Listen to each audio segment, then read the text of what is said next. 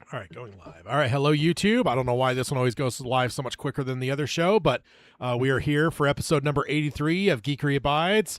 And yeah, here at the end of April. I don't know. Already? I know. I don't know how that's a real thing, but I got caught off guard the other day. I was like, all right, what am I going to watch this weekend? And they're like looking at stuff and seeing what I wanted to watch. It's like, the NFL draft is this weekend. I'm like, that isn't until like the last week of April. And I'm like, wait, son of a bitch. yeah. Well, tomorrow is the 40th anniversary of Chernobyl, Good Lord. if you haven't been tracking that.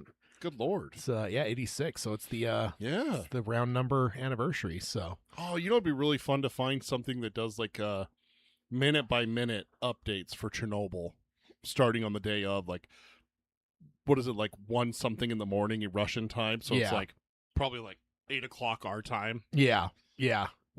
No, indeed. But yeah, that's coming up. So let's go ahead and dive on in and hit, or I guess I better change my button before I push my pedal here to get us started with the intro, and we can dive on into the episode.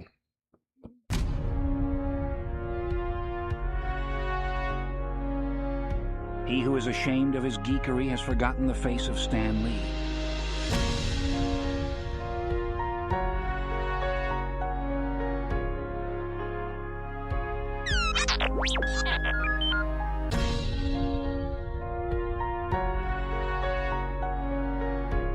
You the proud, the geeky.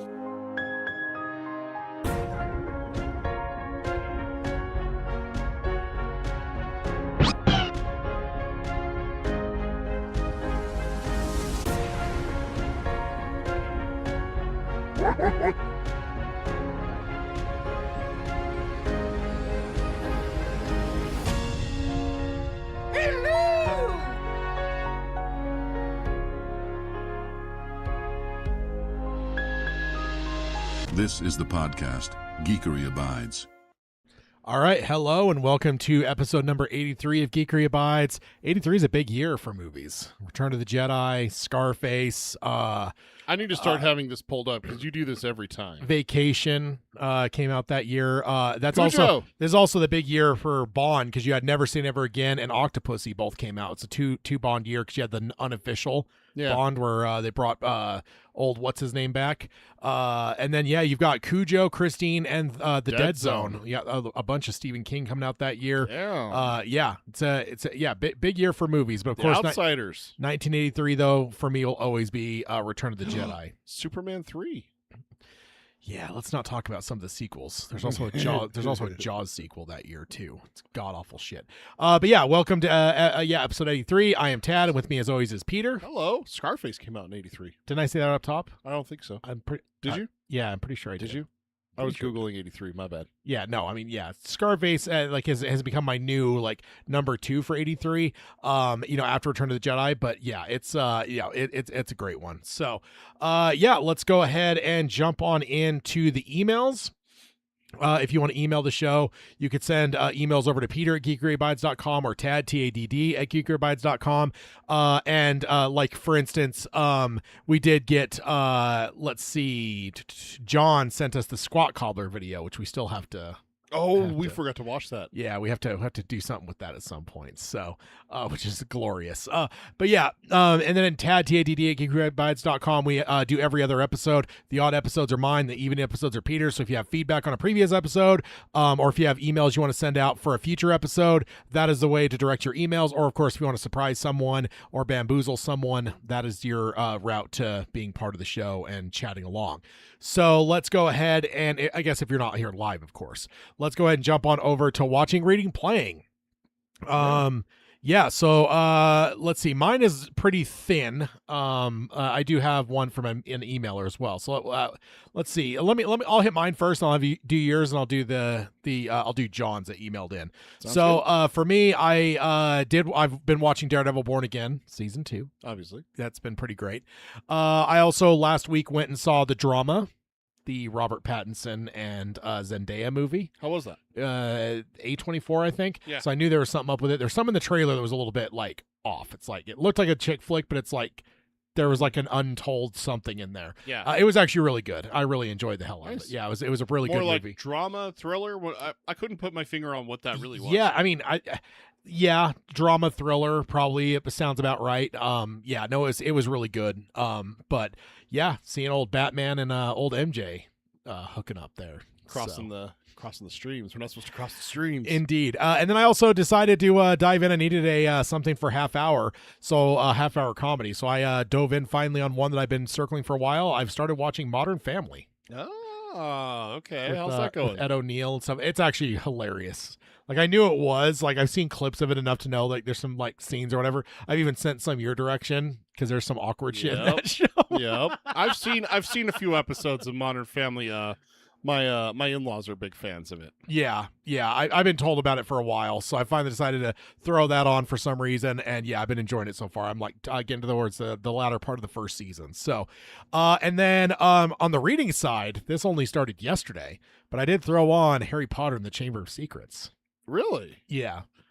So because I looked at it, it's like 9 hours and something. So I'm like, you know what? Because I'm also in a spot now where I have like just nothing going, Okay. and like there's just a gap between like stuff we have for the other show, and like I'm like I kind of need something. I mean, even my podcasts have been like hitting me poorly, where like the timing of the episodes aren't working as well. So I'm just like, dude, there's times I literally have nothing to fucking listen to. I'm like, dude, what the fuck is going on here? So I'm like, you know what? Fuck it. It's 9 hours long. I'm throwing it on. So yeah, I'm not that far in. I think he just barely got to the ginger house.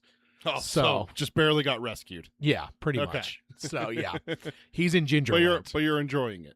Yeah, I mean it's pretty. I mean the Dursleys are involved, so I don't know how much you can enjoy it in that sense. So it's kind of interesting. Tad feels the way about the Dursleys that I feel about Umbridge. So yeah, the lady in pink.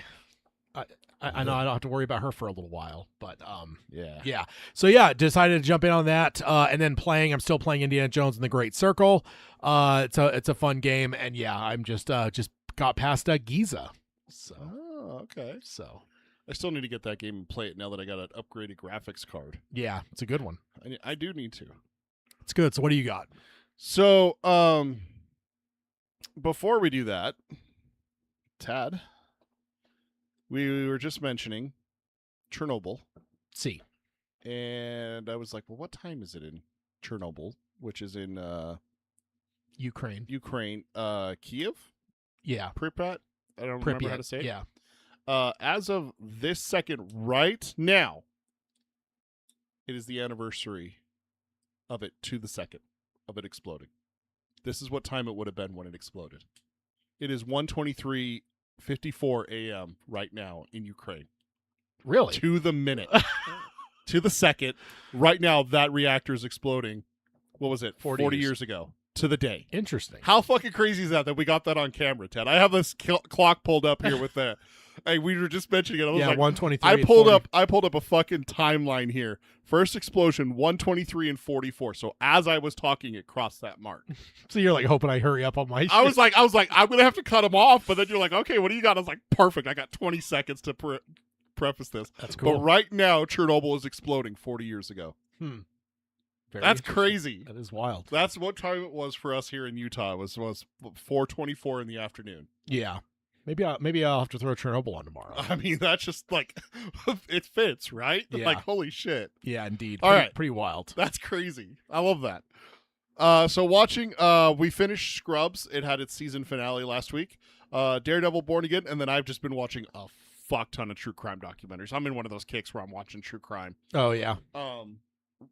Couple of the ones I watched, there's this couple that man and woman came up through high school together. They both got married to each other. One man sells the other man life insurance. He dies, goes missing. This man divorces his wife and marries his widow. And it's like, wait a minute. Yeah. And then the other one is fairly recently, the trial of Karen Reed. I don't know if you heard about that one. Is that in Utah, right? Boston. Oh, no, there's one that was in Utah that was actually, I had pretty much avoided the news. Yeah, but I just found guilty. I just watched one on the lady here in Utah, but not. Oh, do they have a Boston. documentary out already on that? It was like an internet, Oh, like okay. a 40-minute, hour-long thing that went through the whole Gotcha. case and stuff. So, Gotcha. yeah. So, yeah, just a slew of true crime documentaries. On my reading, I still have Black House listed. I can't remember if I finished that before last episode. I think I did. I just don't remember, so I'm just leaving it on there just in case. Yeah. And then I'm currently I'm almost done with Harry Potter and the Half-Blood Prince full cast edition. Okay. And then I also read. So is that the newest one out? That is the newest one out. Deathly Hallows, the last one, comes out on May 12th. I'm trying to remember if I'm caught up on those. I had been buying them with extra credits. Yeah. That I had laying around. And I actually have 3 credits right now, so I guess I can go take a look here. Pre-order Other Worlds and These too. Yeah, I don't usually do a lot of reorders. Pre-orders, yeah. Yeah, pre-orders. It's not huge for me. Mm-hmm. Full cast edition. Let's see. So I've got book 1, book 2. So book 4 is what I gotta get. Oh, right there. So, book 5 and 6. No, 4. Oh, I'm not wasting all my credits, I mean, especially because I'm probably not going to be listening to them for like a year. yeah, So probably. I like 2. I feel good having 2 in my pocket. Okay. But 3, it's like that's where I'm like, okay, I can spend 1. So, Okay. yeah. So there we go. The other thing that I read is the run called Daredevil Reign. Is that the one I just sent the video about? It's one of the ones in the video. So you Okay. sent me a video.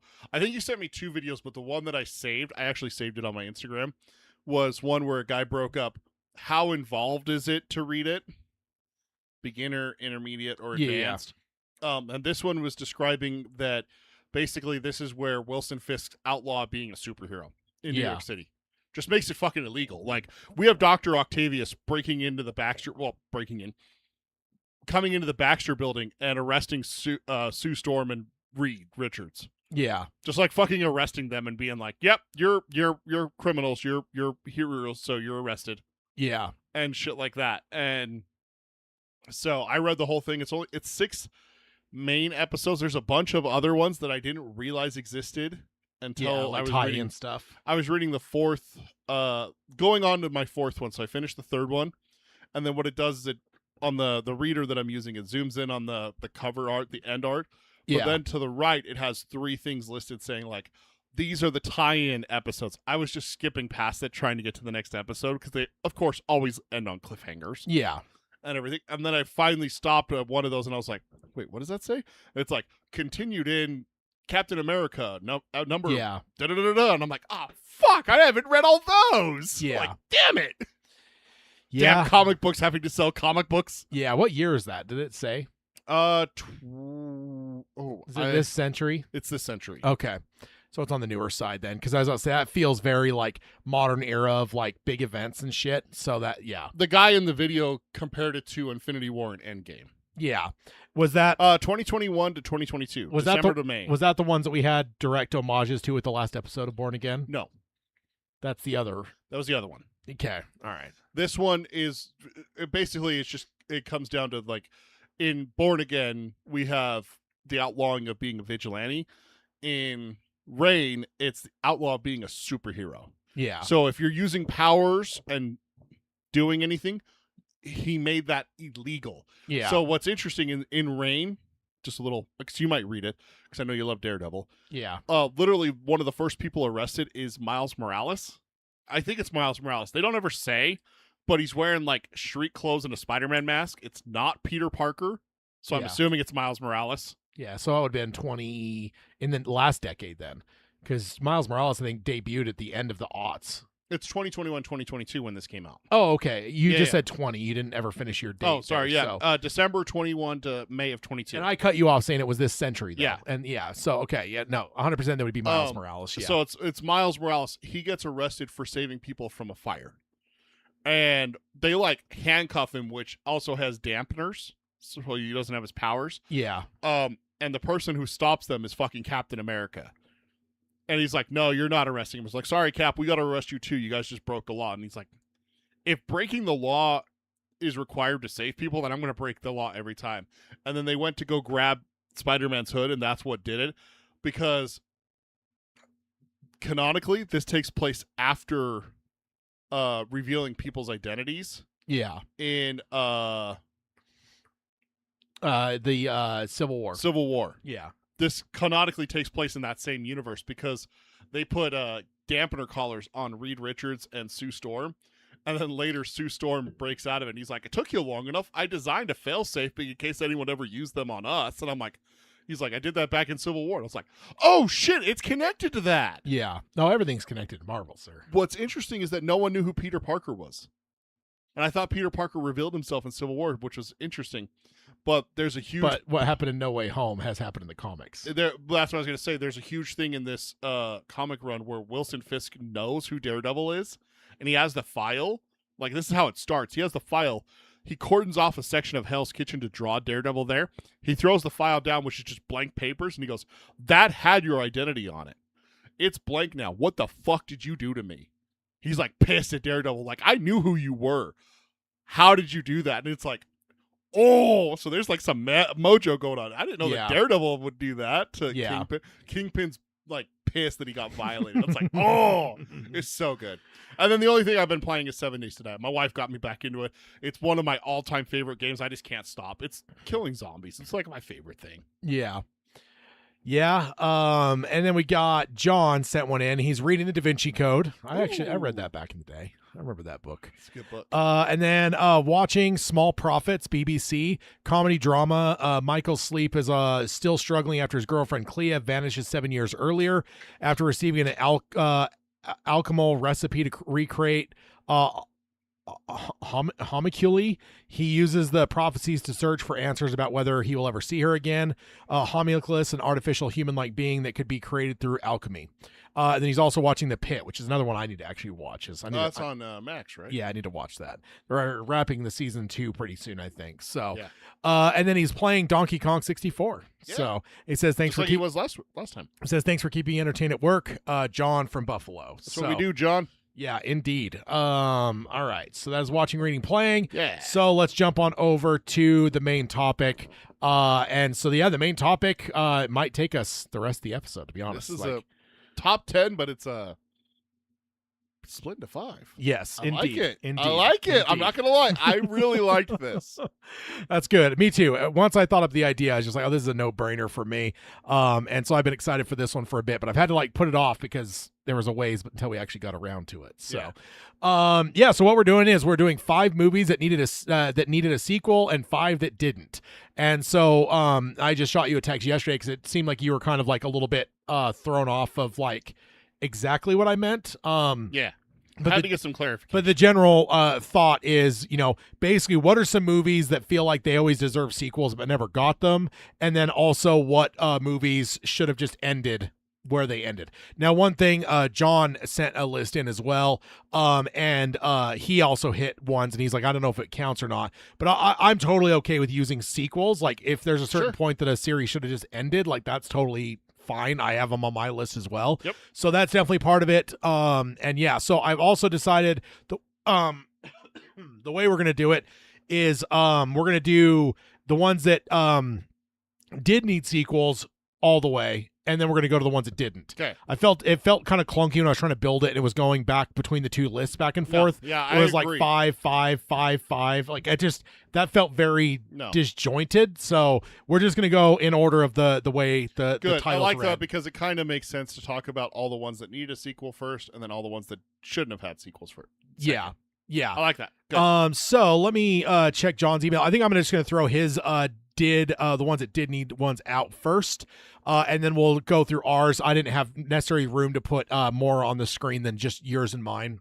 Okay. And when we get it up on screen, you'll kind of see how I set it up. So he says movies that needed sequels, and he said in no particular order.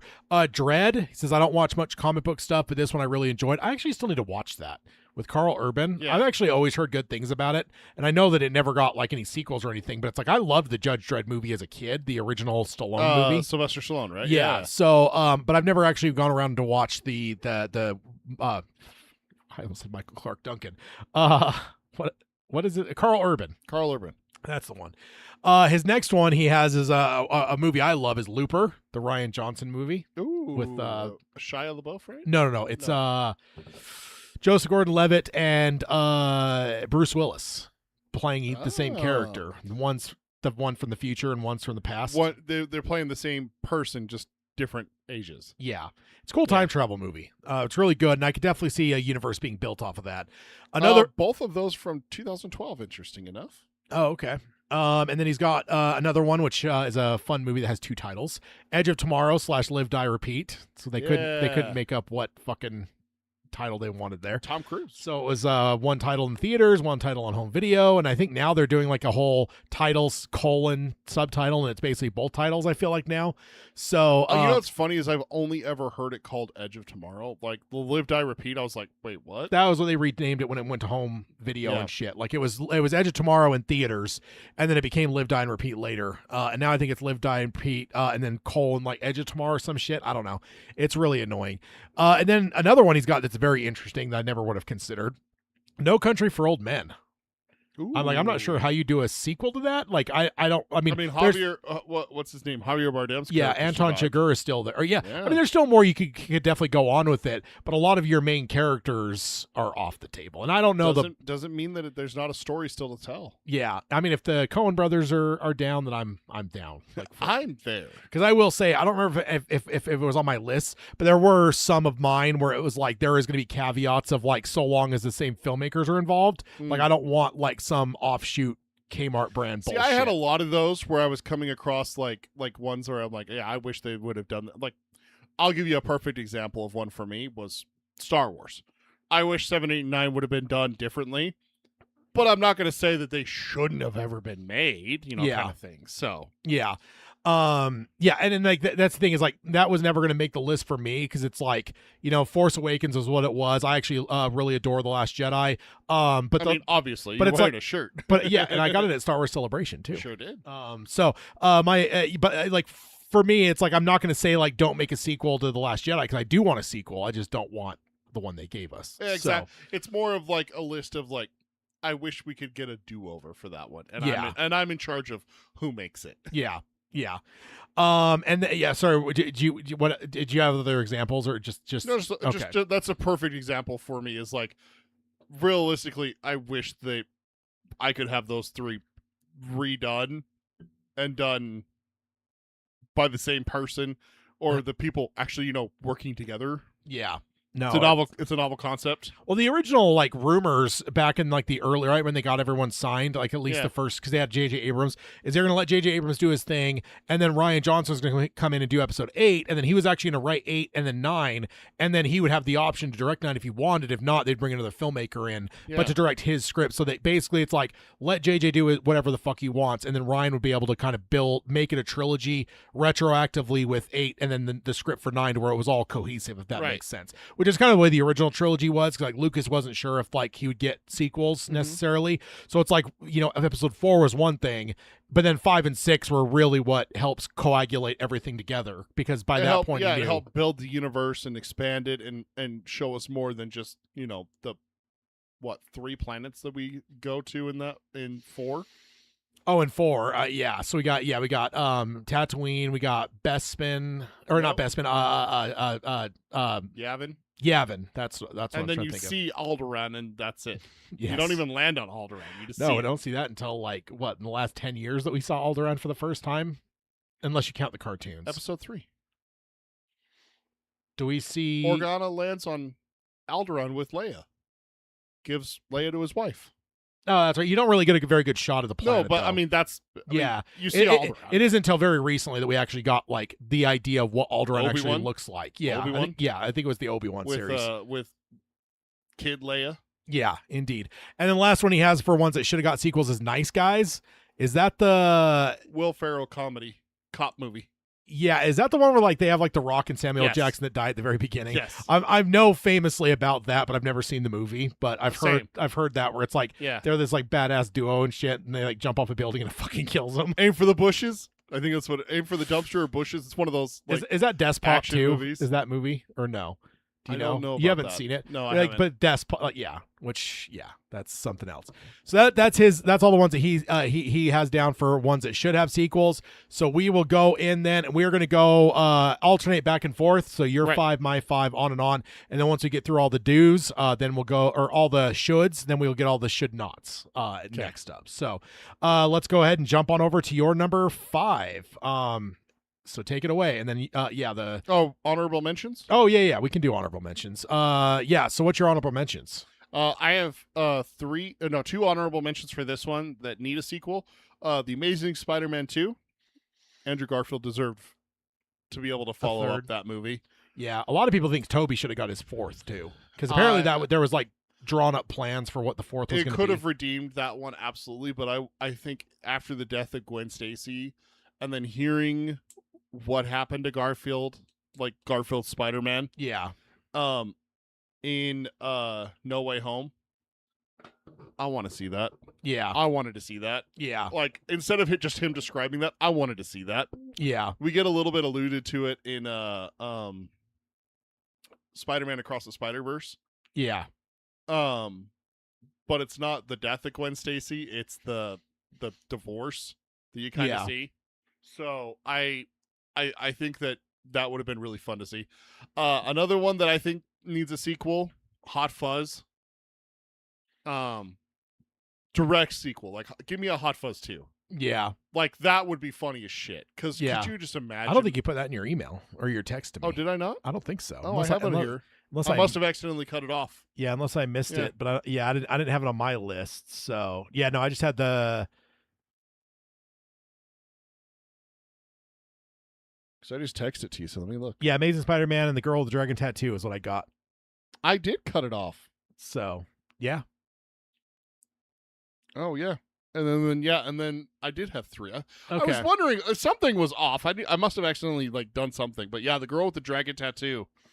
I actually have that on my honorable mentions. Well, but Do you? it has to be David Fincher. Absolutely. I would not take it. From anyone Absolutely. And the else. same actress, too. Yeah, I actually haven't seen it in 10 years or whatever. That's one of those so. movies that lives rent-free in my brain. And randomly it'll just pop up and I'm just like, I gotta watch this. Now, what is it? What band is it that covers the Led Zeppelin song in that film? Like, I have that on my playlist. Really? That comes up pretty regularly on my normal playlist. And every time it comes up, I always think of the Girl with the Dragon Tattoo. But is it Tool? You looking it up? Immigrant Song is a song by Karen. Yeah, it's Immigrant Song. It is a cover of Led Zeppelin. It doesn't tell me who. Nine Inch Nails. 9 Inch Nails. That's right. That's not Tool. 9 Inch Nails. It's all the same. I All mean, that, those all are that late 90s those are shit. pretty damn Yeah, close. pretty much. Anyone that's fans of those people are going to have knives Yeah, out for us, Hot but- Fuzz. I think another one of those with just like all the action tropes and everything. It's the same as like with like Naked Gun and Hot Shots Part Deuce. You know, like Yeah. absolutely, you could have done another sequel. Another one of those. And I Yeah. understand that it was not meant to be because Shaun of the Dead, Hot Fuzz, and At World's End is Like a spiritual series. a spiritual trilogy, but it's not. Yeah. Because like I would have really loved to see what happens with Angel characters and stuff. everything Yeah, like that. Yeah, especially after he chooses the country and everything like that versus going back to London. So I don't. That would feel dangerous to me though, because it's just like that is such a magic movie that I just yeah, can you capture lightning in a bottle twice? You do know, it twice. yeah, exactly. But the thing is, Oh. like, there's hardly any deaths in it, so all the characters are still alive. So it's like, even like all the bad guys at the end, and when they get shot in the arm or the leg, and they're all alive. Even freaking Timothy Dalton, Yeah. like through his chin. The With dad the might be steeple. dead No, he's alive. with the landmine Nah, he's blown up. I don't know. I think he might be dead. Nah, he survived. But yeah, I've got Girl with the Dragon Tattoo on my Yeah. honorable mentions as well. So Okay, so my number 5, Boondock Saints 2. And I've heard rumblings and stuff like that. I don't know, but with how they left that movie, how the fuck do I not know how this story ends kind of thing? yeah, Like, it seems so perfectly set to do a trilogy. yeah, I think that's the Wrap it idea. up. But like, It yeah, just never has happened. It needs to. I love the Boondock Saints movies. They have the perfect blend of comedy and great action that I just want to see. And I don't know if we'll ever get it now.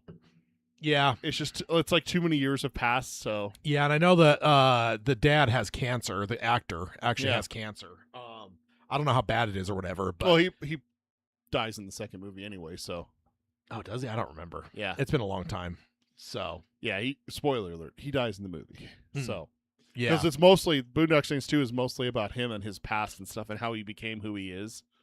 And Yeah. then the guy who betrayed him is the one that they're so, going after. So what would you want it to be? Boondock Saints. Well, you got to. Do you remember how Boondock Saints 2 ends? Not really. No, it's been So they go to this place where their dad is trying to hunt down the guy who, the whole reason that the priest died at the start of the film is this guy's trying to draw out his son so he can kill his sons. But it's a guy that helped the dad become the monster that he is. And once the dad killed all the mobsters, he got him arrested. And so he became like the Don and became like the most powerful man. Yeah. And then over time, he wasted away. Stuff was taken from him. And he just ends up being like this old man that doesn't really matter to much. But they get, their dad dies.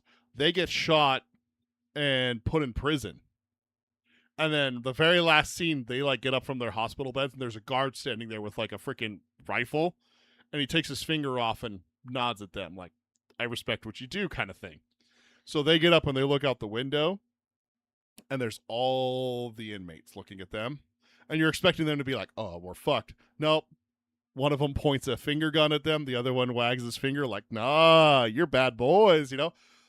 All the while, Willem Dafoe is giving a speech to the lady detective, special agent, about how they have the backing of the Catholic Church, the most powerful corporation on the planet, and we need to get the boys out and get them going and get them killing again, because that's the only way to get rid of evil. And that's the way they left it. It's like, we got it. Pick up where you left off. Like, get them out of prison, get them back, and then you build a... Do they do what the Catholic Church says, or do they not? That's what I would want. Yeah. No, it's been a while since I didn't really like the second one as much as the first one. I feel like it just didn't have the magic that the first one had. So, but I remember I think there's even been talk of a third one. Like, I think it's been confirmed, unconfirmed, rumored. He has a script. He doesn't have a script. All over the years. Yeah, no, 100%. So no, that's that's fair. So going over to my side, I have the Girl with the Dragon Tattoo again. If David Fincher's involved, I would love a sequel to that, because I think there's multiple books, right? Yeah. And like the ones that were made in Europe, the original version, they've made multiple films. The Girl Who Kicked the Hornet's Nest is another one. I can't remember the other Yeah, ones. So it's kind of weird that the American ones just kind of fell off and never really like went any further. So so that's my I have one of those. The other one I have, and this is actually one that like there's been like talk of, but like very loose talk, and I'm not sure. But again, this would have to be from the right filmmaker. But I want a sequel to Godfather 3.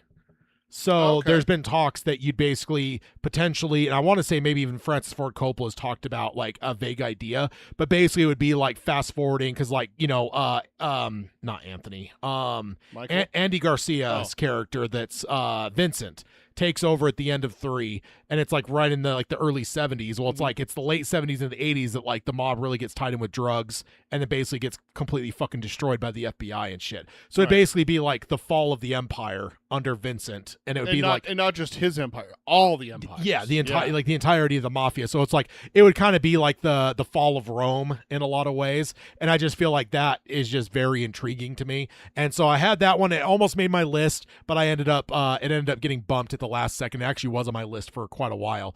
But yeah, there's always been, and I want to say that there was like talks of like God, I forget what it was. I think what it was is, and this is another reason it was attractive to me, is because I think that he had maybe mentioned, if it was him, that it would have been a very Godfather 2, where you have the father and son thing. And it would have been the early days of Sonny taking over the family right after the Dawn hit. And like, what is that? Because like, we get the line that, Sonny was like the prince of the city and everyone loved him and shit. It's like, what does that look like? So show me like, Sonny in his early days being the boss before he gets killed and shit. At the same time, you're seeing his son with the destruction of the family and like, the buildup of Sonny as the destruction of the family. Yeah. So I that just seems intriguing as fuck to me, but it would of course have to be Francis Ford Coppola.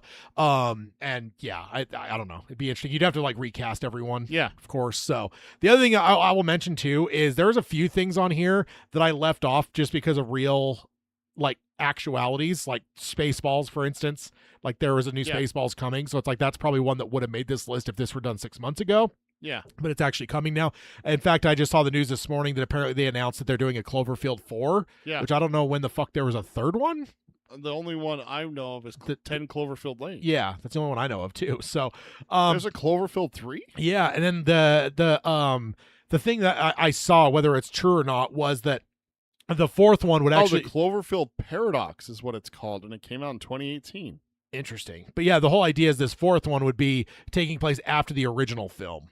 So it's like, because here's the thing I've always been told, or I've always heard, I'm sorry, maybe I've even just said it, is what I would love to see for a Cloverfield sequel is show me the first incident again, but from everybody else's perspective. Like, show it to me where you're only seeing it through, like, surveillance cameras, like, body cams from the fucking cops and the military. Like, let me see that event from a different angle. Wouldn't that be fucking cool? Yeah, they've done that before with other movies, haven't they? Where you see it from one, and then they release a movie later, and it's from someone else's perspective of the same events. I mean, one of my favorite examples, but it's not, like, overt, is the two Clint Eastwood movies for Iwo Jima. Flags of Our Fathers and Letters from Iwo Iwo Jima. Yeah.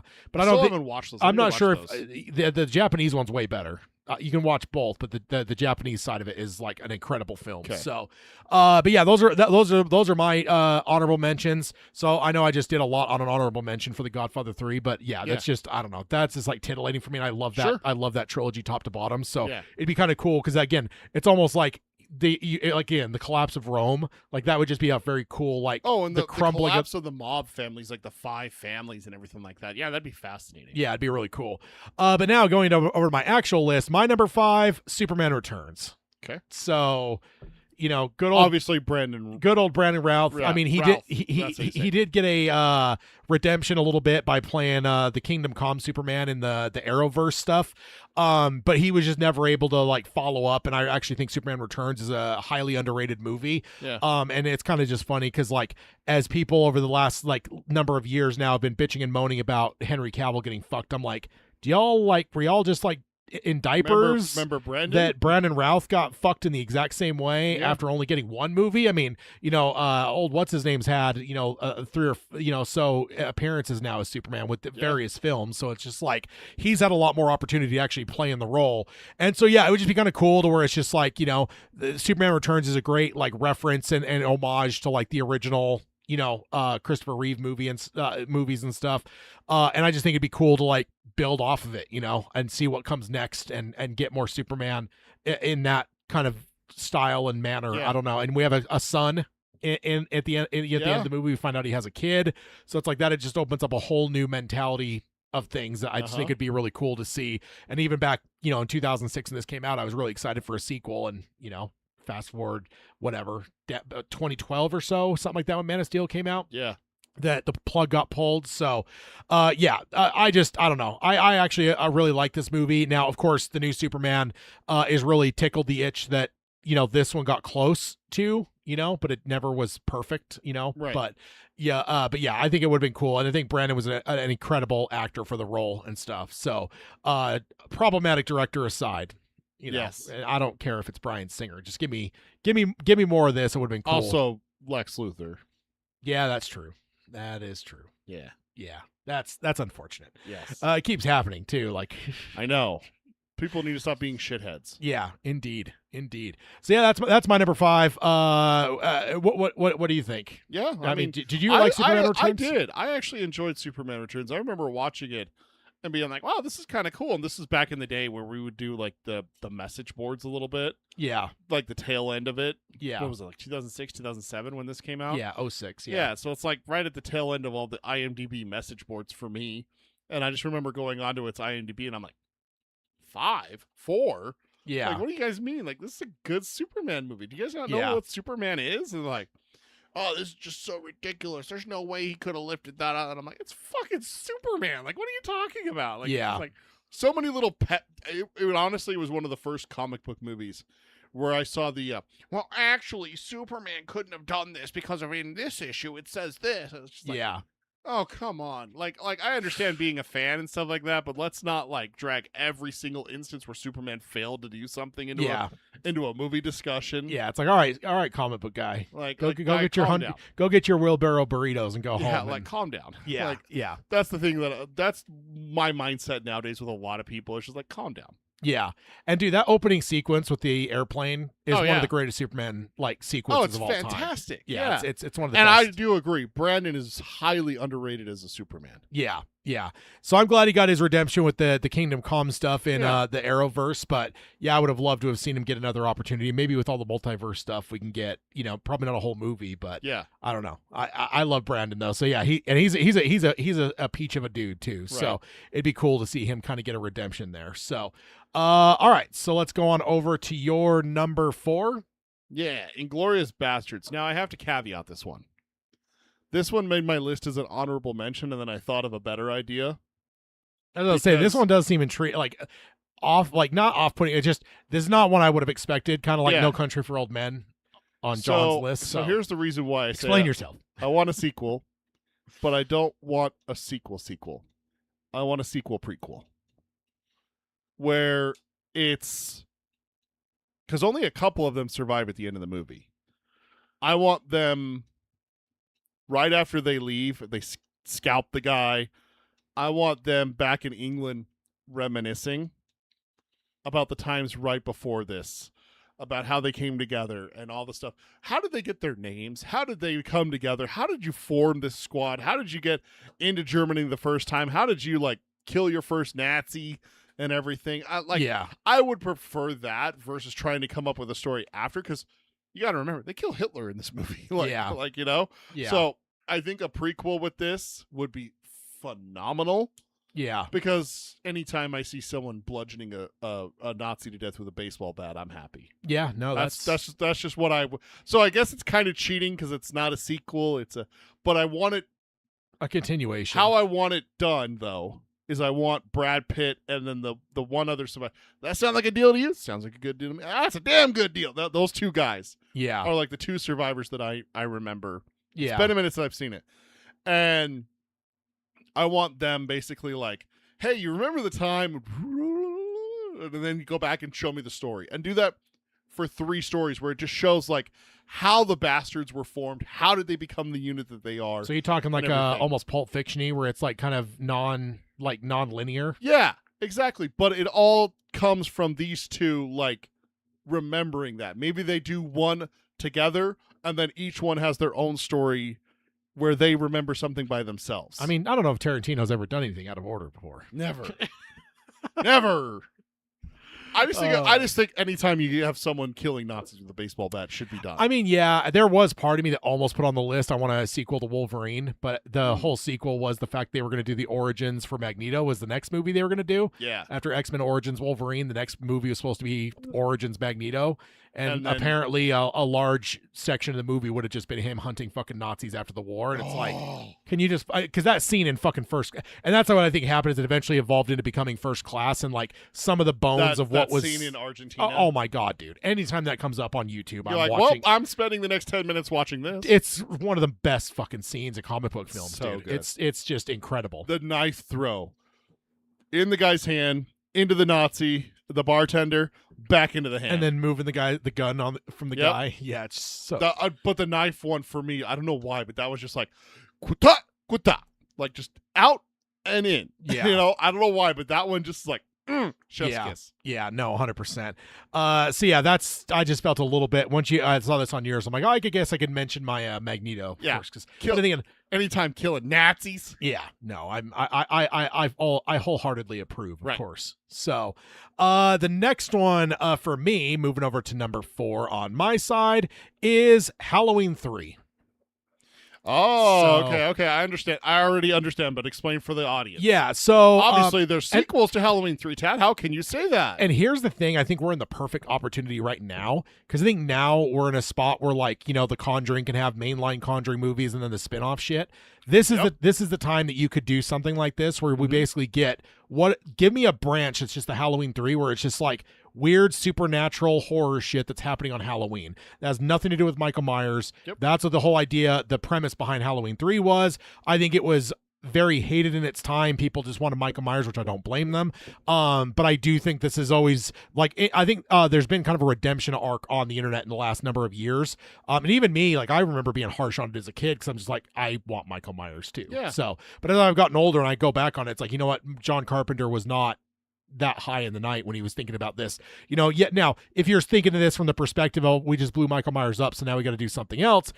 Okay, don't take it that far. Just take it from the perspective of, hey, let's do parallel. We'll do Michael Myers movies Yes. and then do other stuff. Because like Halloween 3, I mean, it's literally a warlock. Going back to a conversation for our last show.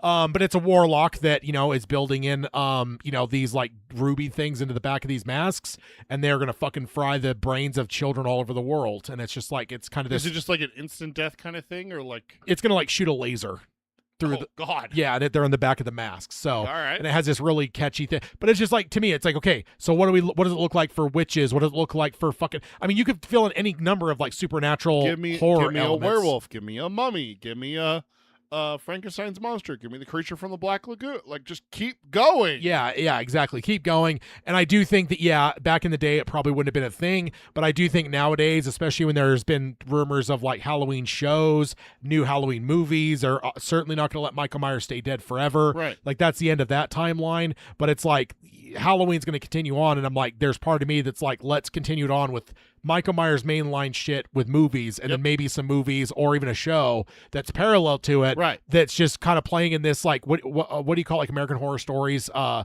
you have like the same cast. You don't have to do the same cast, but it's like Not serialized. That's not the right one. no, there's a term for it. there is anthology. Anthology. You know, that's it. like do an anthology series, whether it's a TV show or whether it's an anthology series of movies. But again, not necessarily in the sense that maybe it's not even the right term, because I think that does kind of include the fact that you're using the same actors, because I don't even need you to use the same actors, but you do it in a thing where you just have this theme where it's just like maybe even do what you even do is you call it Halloween Season of the Witch, which is the subtitle of this movie. That's like the way it's like Halloween Season of the Witch, and then you have and that's just like the title. Season of the is what you keep. Well, Season of the werewolf. What? Season of the warlock. Well, no, I think just keep it Season of the Witch, because again, it's a warlock, so it's not really a witch. But like Season of the Witch, doesn't that kind of feel right for Halloween?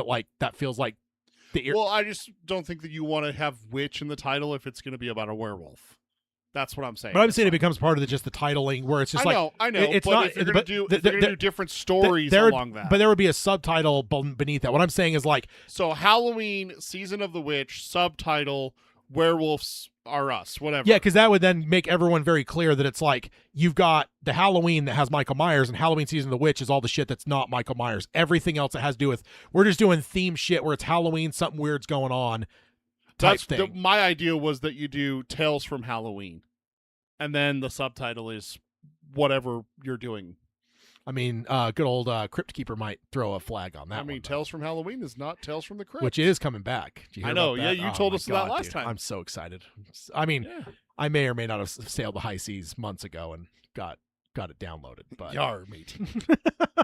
but yeah, so I do think this would be an interesting thing, because again, I have kind of come back to this in my adulthood, and I've really found that like I was much too harsh on it as a child, and I just think that the opportunities here are almost limitless. Like, what can you not do? I mean, you could do haunted children, you can do you mentioned some of the classic monsters, but it's like there's any number of like things you can do to, like, I don't know. Yeah, it'd be interesting. So that's my number 4 is Halloween 3 Season of the Witch. Yeah. So Doesn't count. It has a sequel.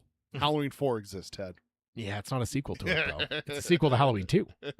This one just exists in its own little It's bubble. just over here by its bubble. Yeah, by its bubbly self. Yeah, every time you see those ones that break out like the Halloween timelines, dude, it's so fun. There's always just one little tiny thing that's just Halloween 3, just on its own, not connected to any other fucking thing. It's just its own little bubble. It even has Halloween Michael Myers playing on one of the TVs, I heard. Yeah, I think there's a point you could see. Yeah. Yeah, if I remember. Like, yeah. It's like, hi. Yeah, he's like, turn this shit off. I don't like that. He's like, all this dumb horror shit. I don't care if it's fucking Halloween. That's like the main character. So, yeah, good stuff. All right, so moving over to number 3 for movies that needed sequels. What do you got? Serenity. Serenity Now. Huh? Serenity Now. I've never seen this. Never seen the show. You'll have to fill me in here. All right, so I mean, I know it's you obviously famous, know, yeah. but this didn't resolve it. I thought this was like kind of the capper for the show. It did, but it didn't end it, if that makes sense. I'm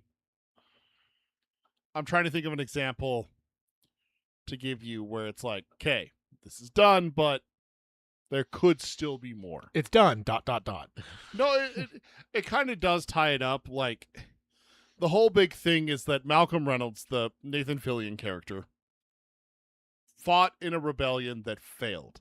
You don't see that very often, where you see from the side of the losers. You usually see the uprising, you see the rebellion, and you see them win.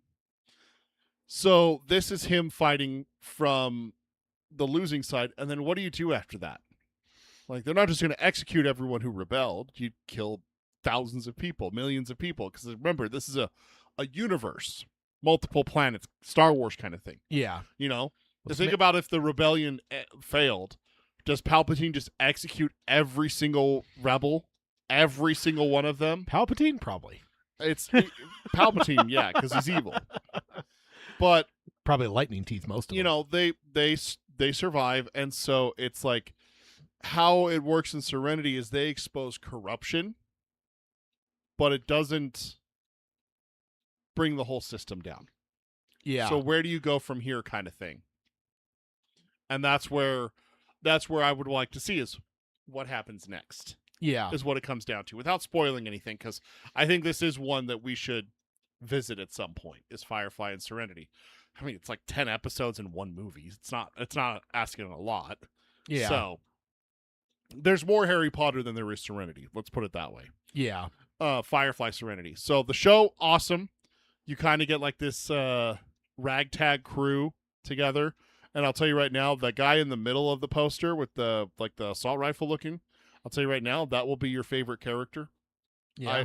I would bet my life on it that Yeah. he is your favorite character. Who's the actor?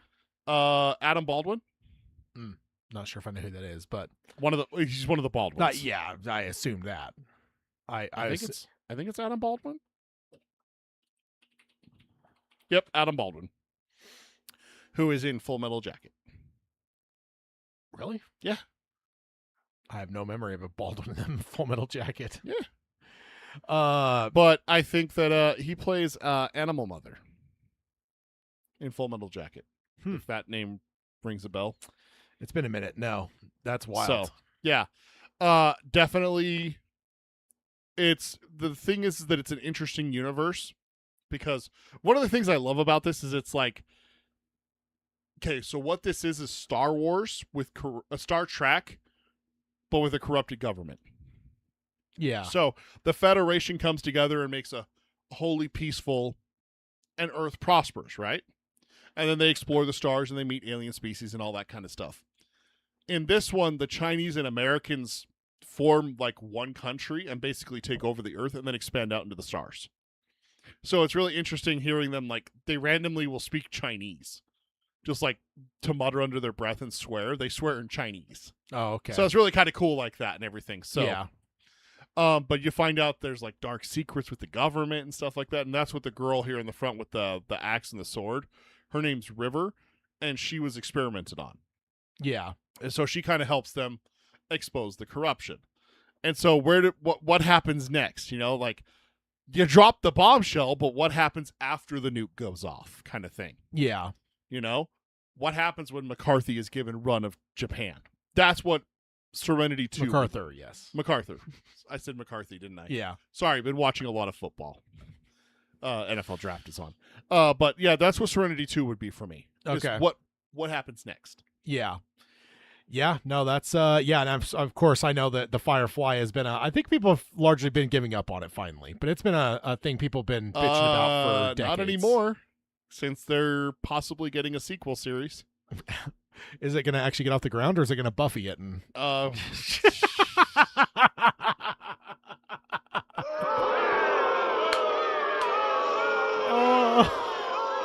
that hurts, Tad. That hurts. I know that one got right between the ribs. That was like Right that was a full on like nut shot. That was low, you son of a bitch.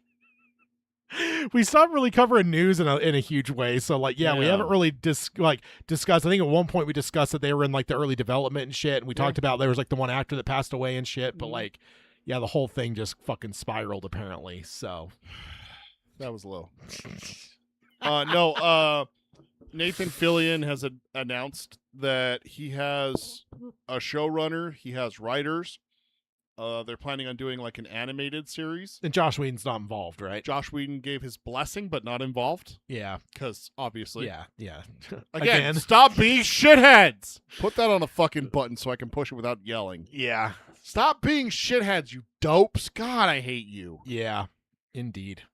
And so they're in the process of now seeking out a studio, basically. Is like looking for a home. Yeah. And so they shared that about a month ago. Fox is like, we'll give you a contract. It's It's a trap. It's a trap. It's a trap. Don't trust Yeah. it.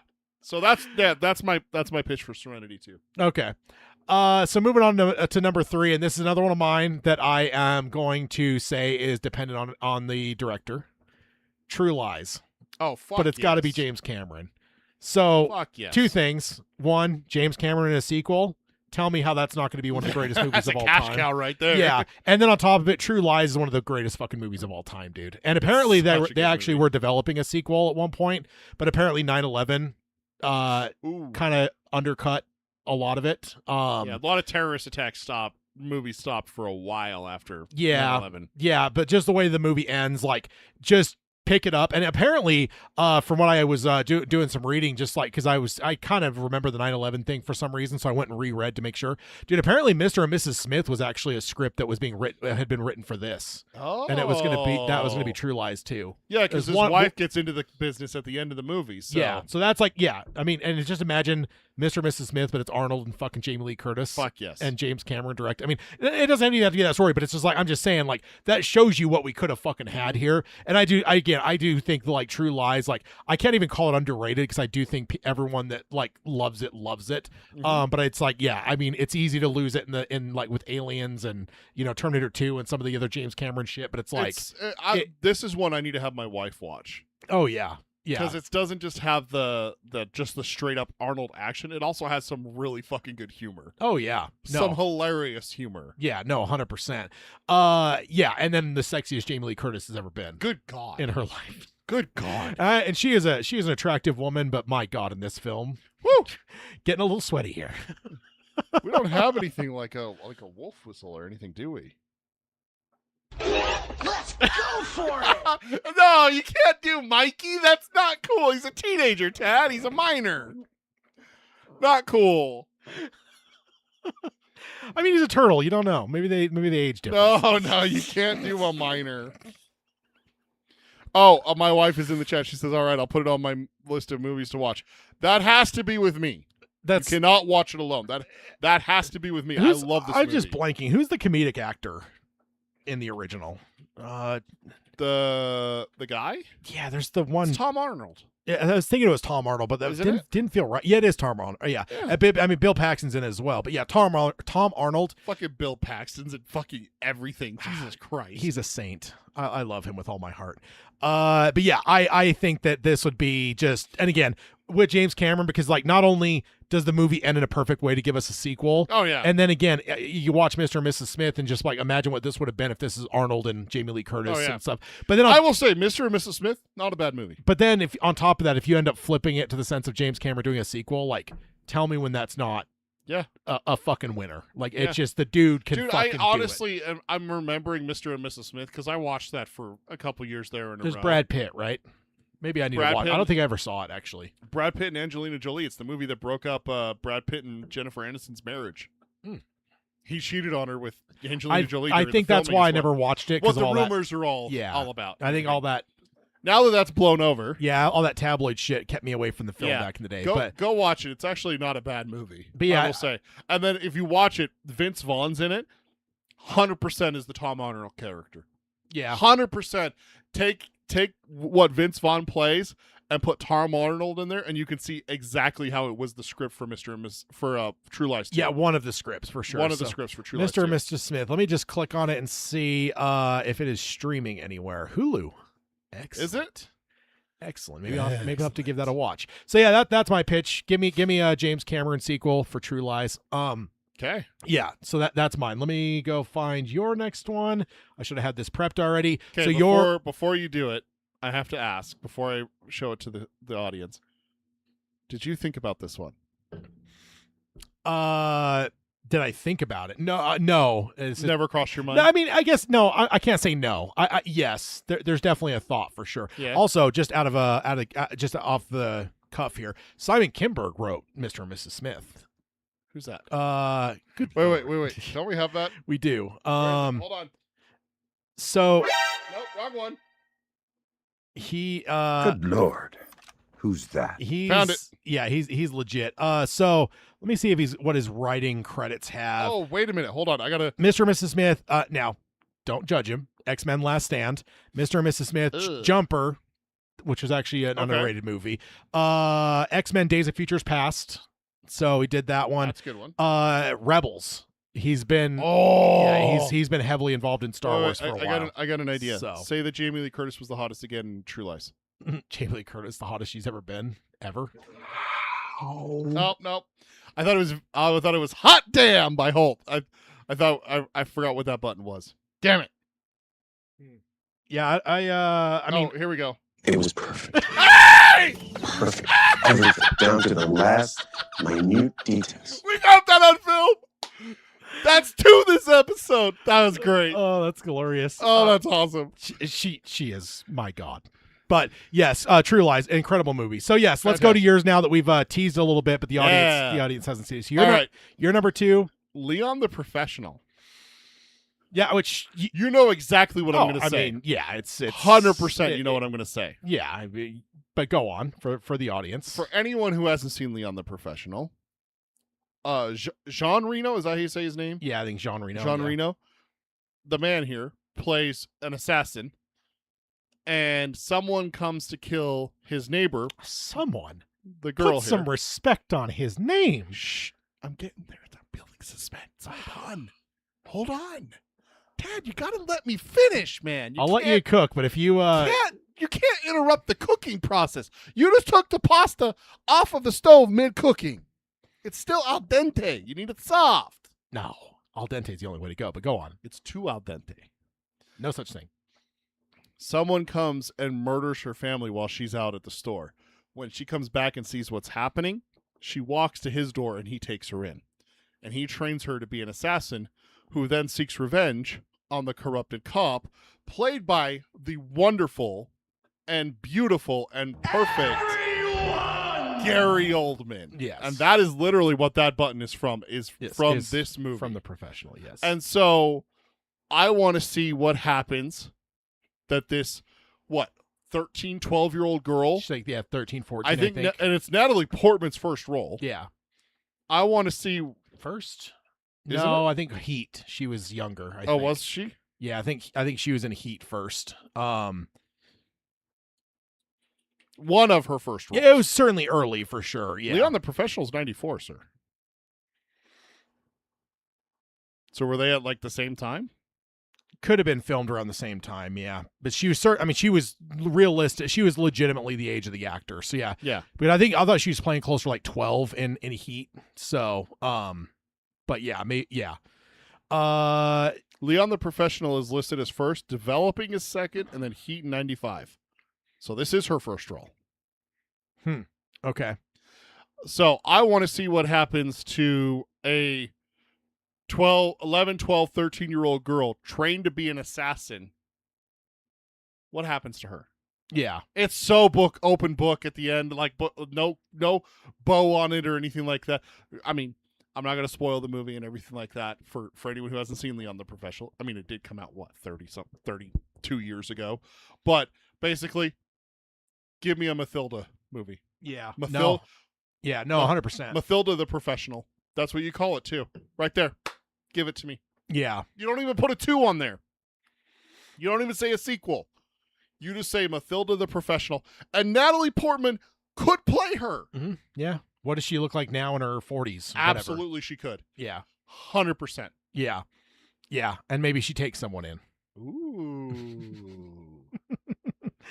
Oh. It comes full circle. Yes, indeed. Indeed. I like it. Maybe Gary Oldman's kid is now a DE agent. Yes. And Gary Oldman would play his badge. You know who I'd cast as the role for Gary Oldman's kid too is good old Harry Potter. Have Gary Oldman play it. I mean, he could, but I'd do Harry Potter. No, Gary Oldman would play the kid's badge. Yeah. The flip badge. He's the flip badge. He's the wallet with the badge in it. No, The Professional is one of my favorite movies for sure. So yeah, no, and the second I saw it on your list, and I think it entered my mind a bit where I'm like, Yeah. do we want to see her as an adult? Absolutely. And again, you can cast Natalie Portman. It could just be 100%. like, yeah, no, 100. Yeah, no, I could definitely see that for sure. But it just didn't end up making my final list. So, all right, so that is your number 2. Yes. So jumping over to my number 2, I have It Follows. Because I feel like I still need to watch this movie. Here's the other thing. I feel like this entire fucking list on both sides could have been horror movies top to bottom. Absolutely. So this movie is just the height of suspense. It's one of the better horror movies of the 21st century, without a doubt. And you've heard the premise. Someone has sex with you, it follows you until you have sex with someone. But if it gets that person, then it comes back after you. Yeah. Yeah. Exactly. So it's just the best suspense because it's like you can do like that slow brooding suspense. You can do like jump scares. It can change forms. There's one point that Hayden fucking loves where it's like this like almost 7-foot fucking goon that just comes through. Oh, the word goon. Dude, it's just a great fucking movie.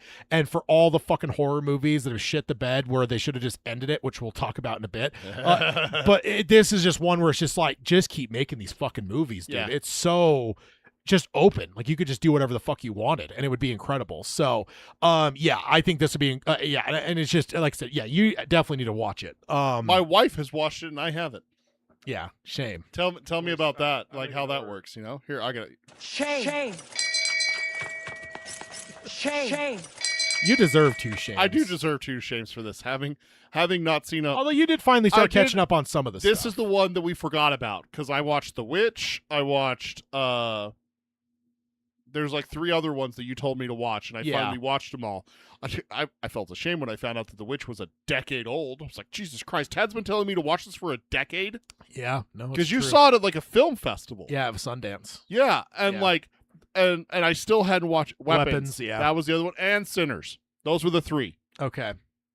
I missed all of those in theaters, and it really has been a decade for you harping on me to watch The Witch. What about Late Night with the Devil? Still haven't watched it. You need to put that on your list, dude. It's on my list. That's such a good fucking movie, dude.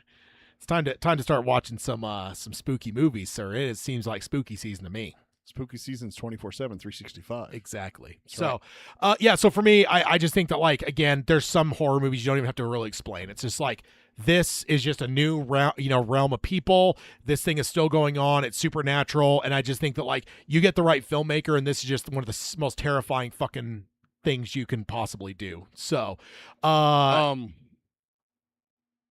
did you know that there's a sequel in development? They've been talking about it for a bit. I'll believe it when I see it. There's a few movies from this era that they've been talking about for a while. The other one is Don't Breathe, the one with the fucking villain from Avatar. He was also Ike Clanton in Tombstone, but he plays a blind guy, and these people break into his house to rob him. This has a director, a writer, and actors attached to it. It says that it's filming this year. I'll believe it when they start filming. Okay. So it's called They Follow. Yeah, they. Oh, never mind. They have exactly 2 actors on their cast list. Fuck off. Yeah, bastards. Yeah, it's supposed that. to be filming this year. Like, what is the Wayne's World scene? And we all know there is no film in this camera. Film starts coming out. Yeah, so It Follows is my number 2. So let's jump on over to your number 1, which is another good one. So I need my wife to stop watching for a second, or just mute us for a little bit. Well, you said she's never going to watch it anyway. I know, so. but no, that's why we're going to talk about it. And I just she could listen if she's not going to watch it. No. It's not the spoilers I'm worried about. It's the concept of the movie that is going to make her have a visceral reaction, and I don't want that. Oh, we want that, sir. No. Yes. Hashtag and it is terrible. The Descent. One of the greatest horror films. Great poster, by the way. Fantastic poster, and I don't know why my thing is paused. There we go. Group of women helping a friend after a family tragedy, losing her whole family, kids, husband, all of it. They go on a spelunking trip to the Appalachian Mountains, like of all fucking places to go. Yeah. Why don't you go cave exploring in fucking Egypt? Like, what the hell are you thinking? Because there's mummies there. And what the hell's in the Appalachian? Nothing. It's innocent. Skinwalkers. That's what's there. Underground demons. What are they called? Subterranean goblins. Dude, it's such a good. It's so good. And It's such a brilliant concept for a movie. Is that they go down cave spelunking. The woman in charge is not really that smart, and they get lost. They're lost in the cave. So natural elements against them, as claustrophobia, darkness, all that stuff settles in on them. Panic, and then you find out that there's like cannibalistic fucking humans living down in the caves that have mutated. I don't think they're humans. You don't think they're humans? No, you think they're goblins? Yeah, I really do. Like, I love the word goblin. The fucking reveal. It's one of the best shots in horror. Oh, it's so good. Easily of the century, maybe of all time. Yeah. Like, holy fuck. You know what I'm going to pitch to you? A Second Descent movie. Yeah. It's children. I was thinking, they go cave diving. Imagine like a bunch of like 12, 14-year-olds. Dude, just do high schoolers. You know, like a bunch of fucking idiot high schoolers that are like, you got to do like, oh, we heard the stories about all these women that went missing. Oh, it's not that bad. Now you got to do like It age. That would be. I don't know about showing that many kids dying. Oh, dude, people would love it. Yeah, of course they would. It chapter. Fuck them kids. Welcome to Derry has proven to us that nobody fuck cares. them kids. Yeah, nobody gives a fuck about murdering a bunch of children. Would you watch The Descent too? Oh yeah. If it was made. Yeah. In fact, I thought about it because again, I had to like hold myself back on horror because I'm like, I feel like this entire list on both sides could be nothing but horror, and I was really trying to make sure it wasn't. So like, honestly, there wasn't a ton of horror that jumped to my mind for stuff. Really? Like it just did, like this is the only one, and when I thought of this, I'm like, yeah, absolutely, there needs to be more of this universe. What the hell is it? Yeah. You know? And I love what I would absolutely love is for this cocky ass team of scientists to be like, we're gonna go prove this wrong, or even do like a podcast or some shit. Podcasters. Conspiracy theory debunkers. Yeah. And just have these arrogant assholes going down into this cave. One word. Influencers. Oh, fucking influencers. Oh, dude. There you Descent 2, The Death of the Influencer. I'm down. Oh, that's my number one. Dude, and you know what you could even do is go real nuts on it and film it like, what was that one movie, Searching, where it's entirely through the computer screens? Mm-hmm. You only see it through their stream. So it's like kind of first person. Yeah. Like, yeah. Imagine you're getting like people's reaction to parts of it as they're watching it on their. And for your wife's benefit, at one point when the camera's just scraping along as you're going through the thin part of it, the camera's just grinding against the fucking rock. She has it muted, so you're not getting her, by the way. So, all right. So, ready for my number one? Yes. Cabin in the Woods. There we go. I mean, it's right there. Come on, dude. Is there there any movie that has been set up with like just more open-ended? I mean, okay. This could be a fucking like, this should have 5 or 6 movies by now. We have to address the elephant in the room, though. The ending of the movie does set up the end of the world with the releasing of whatever that was, demons, titans, whatever the fuck they are. So how do you have a sequel if it's already ended the world? Then you just go in the past. You're doing the Inglourious Bastards thing and doing like, what's the first Cabin in the Woods run? Yeah, I mean, you could literally draw this back like decades, if not centuries, if you wanted to. I mean, there's a reason there's hundreds of monsters, right? Yeah. So I love this movie too, and this movie's just one of my favorite, like, just off the wall fucking movies, and it just feels to me like one that, again, you've got some story elements that make it where you're not necessarily going like right after this or whatever. But in my mind, just the, even just like that scene where you see the board, which I always love. There's a meme that goes around a lot of the horror realms that says the most paused scene in history that doesn't involve nudity is the horror board. The board. Yeah, pretty much. Drew Goddard is an absolute prince. Absolutely. So, big guy on the original Daredevil series. Yeah. Drew Goddard. And Bad Times at the El Royale, I think, is his. I was worried that the director was another shitty person.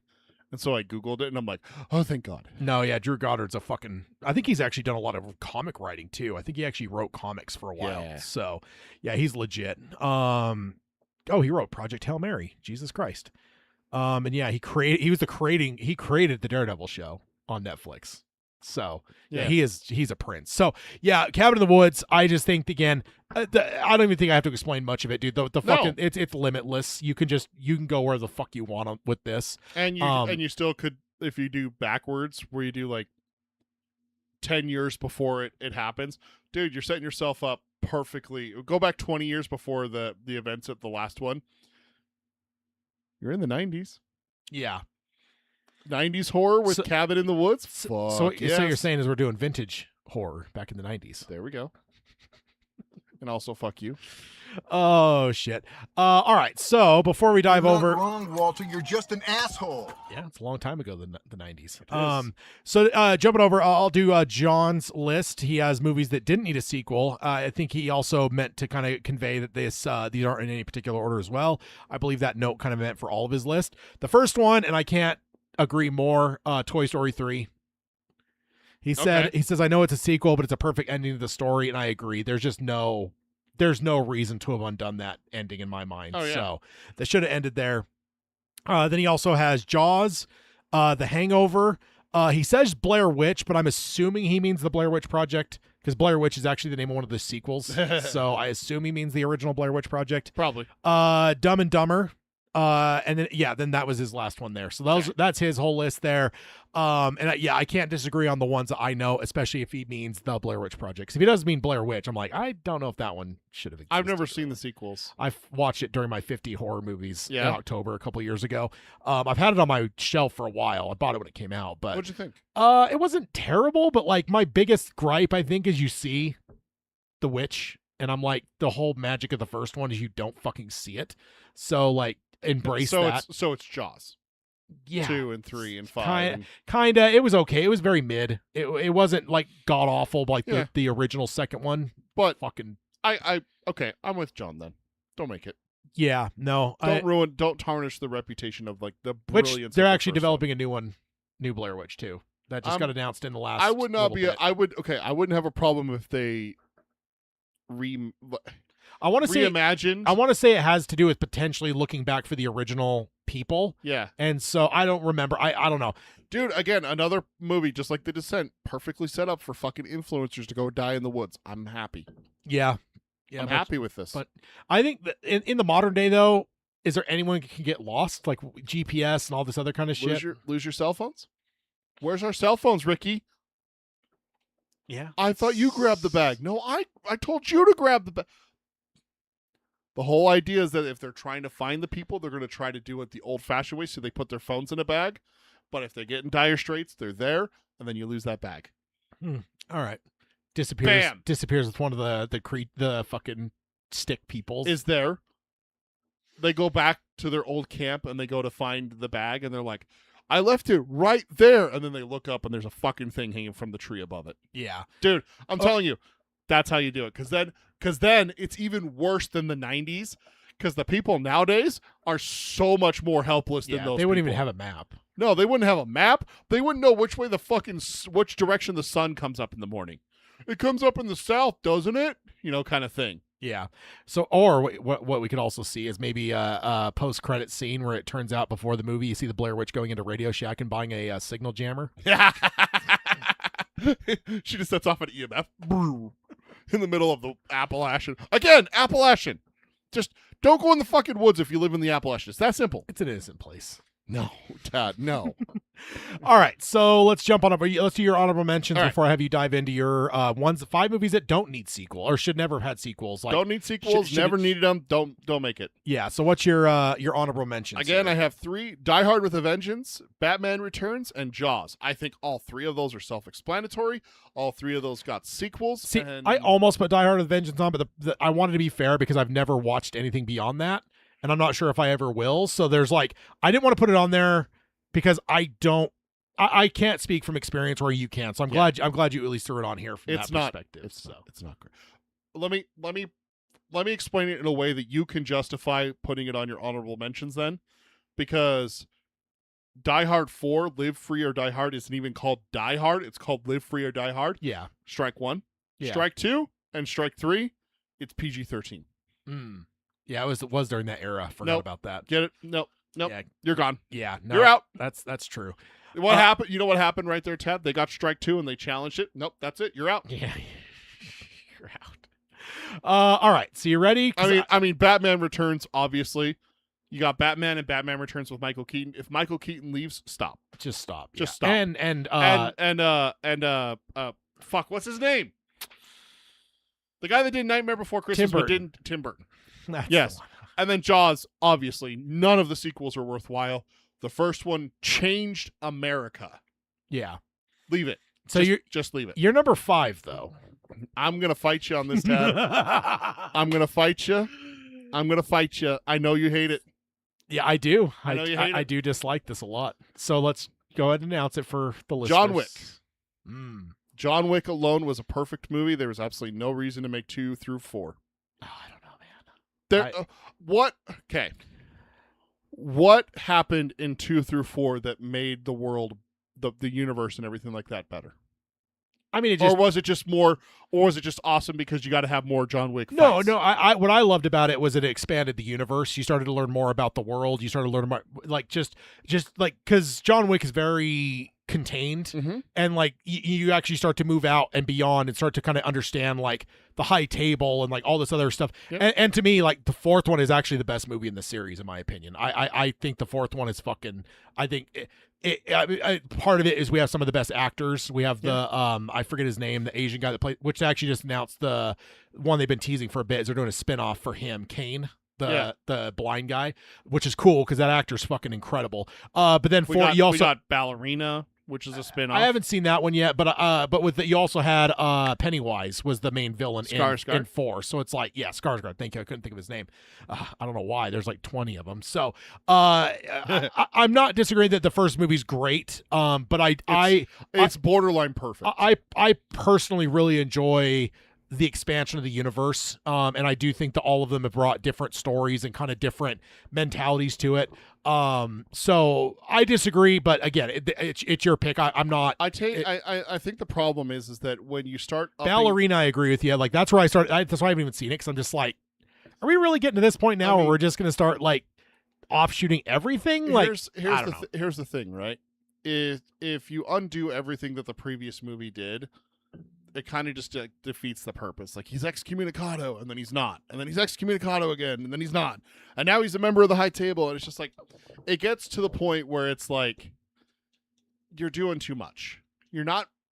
I understand you're expanding the universe, but did the universe need to be expanded? This is a straight up revenge movie. You killed my dog that was given to me by my late wife. I'm gonna fucking end every one of you motherfuckers. Period. That's fantastic movie. You want to do a prequel where it's John Wick? How does he become John Wick and stuff like that? That's another thing. And I'm even less interested in that personally, but I am too. I Yeah. think that's why I put this on my list. I think John Wick alone, by itself, stands as one of the greatest action movies with a phenomenal story. Because that scene with John Leguizamo where he's, why did you strike my son? He stole John Wick's car. Oh, yeah, that's a fucking mob boss just being like, I just dropped a load in my pants. You know, Yeah. like, oh, it's just and so perfect. And I'm definitely not arguing like the validity of the first one, but I think there's a couple weak points, but not entire weak movies. That's the other thing too, is I feel like they've done a pretty good run with the 4 John Wick movies.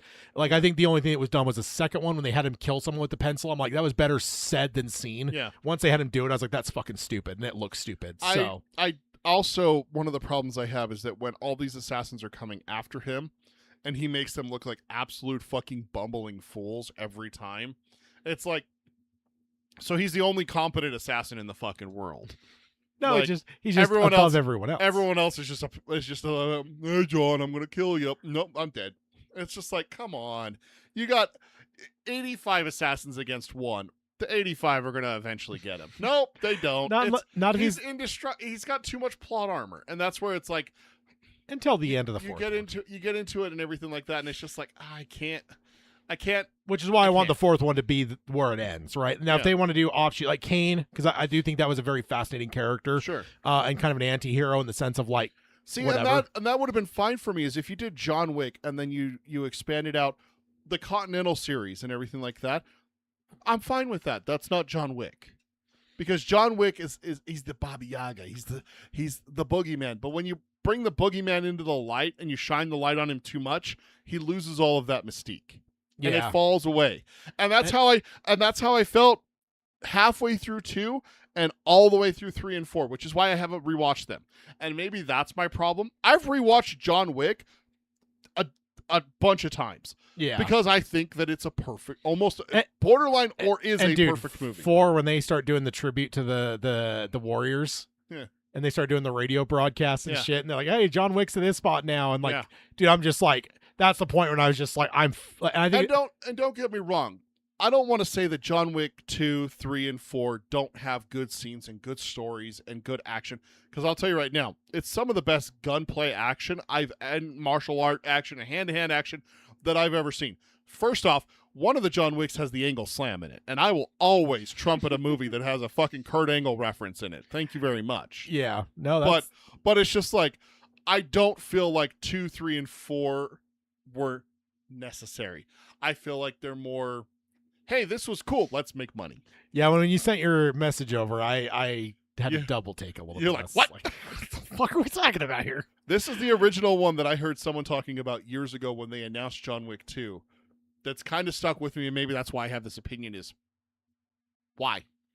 Yeah. What are you building towards? What are you doing here? Like, why? Yeah, I just think the first one, again, it's touched on a little bit, but it didn't really expand the universe much. And I'm happier to have been to have seen this more of this universe for what it is and stuff, and work all the way up. So yeah, and again, like you said, they never really dropped the ball when it came to the action and stuff. So yeah, I guess agree to disagree. I think this might be the only one on both of our lists that we like have like a agree to disagree. I think majority of them we're going to agree on. Probably, yeah. Do so we have any that match? I'm curious about. We that. have one. Is it the one I'm thinking We have of? one. So my honorable mentions: Blair Witch Project. The second is one of the worst movies of all time. Talked about like it's god awful. And then Blair Witch, like whatever. It's a perfect movie on its own. The other one for me, The Hobbit. The Hobbit could be one single fucking thing. It's a 200 and something page book. There is no reason for 2 movies. There's no fucking reason for 3. Fuck Peter Jackson. He needs to get a goddamn editor. I don't fucking care. I've never watched the second and third one. I never will. Yeah. I walked out of the first one. And I went, I don't care. I watched them. They are cash grabbing this shit. Yeah. I do not fucking care, and I will not be here for it. Yeah. And I will go to my grave never watching those other 2. I don't care. I just don't. So, This just in. Geekery abides episode in September. The Desolation of no, Smaug. absolutely not. Hey, you throw shit on there all the time that I gotta do. Absolutely not, sir. I want to see how Like bad Primate? I want to see how bad it is for you. Like Primate. I did see a scene on YouTube not too long ago. Apparently, it was from those movies Yeah. where Galadriel's asking Gandalf why the halfling. And that was actually a pretty cool scene. Yeah. So, yeah. All right. So going over to mine now. My number 5, Jaws. Yeah. I mean, it's on my honorable mention. It's on your honorable mentions. I believe John mentioned it as well. Yeah, John mentioned it as well. So we got a trifecta here, and yeah, like come on, man, it's one of the most perfect movies. It is a perfect fucking movie, and there's just no reason for any fucking sequels, and none of them have been fucking good. Yeah. Yeah, it's just no. It's not. It's just end it. It's one of the greatest films of all time. Also, you don't ever have to make a movie on the Indianapolis because it'll never be better than that scene. No, him telling about it. Him telling the Again, story is. It's the pencil thing from John Wick. It's better told than seen. Yeah. So much better. And I think they've tried a couple times, but it's always been like not great high-end movies. But there's always been part of me that's wondered, can you make like a high-end like whatever? But every time I think about it though, I always think of it, I'm like, no, because I don't think you're going to be able to beat Quint telling that story. I think that's going to beat. What it is with Hollywood right now, but they're obsessed with sharks. There's 2 movies coming out in the next few months about sharks. There's one called Thrash where like the first Category 6 hurricane hits the East Coast, and like the first like 50 miles is underwater. And then there's just a bunch of sharks eating people. The second one is kind of in Indianapolis where a plane crashes and the crew and passengers who survive have to deal with sharks. So kind of in Indianapolis already. Yeah. But both of those are coming out in the next couple months. I'm just like, what the fuck, dude? Yeah. I mean, sharks, they are the most evil creature of the sea, right? No, they're not. Yeah, they're monsters.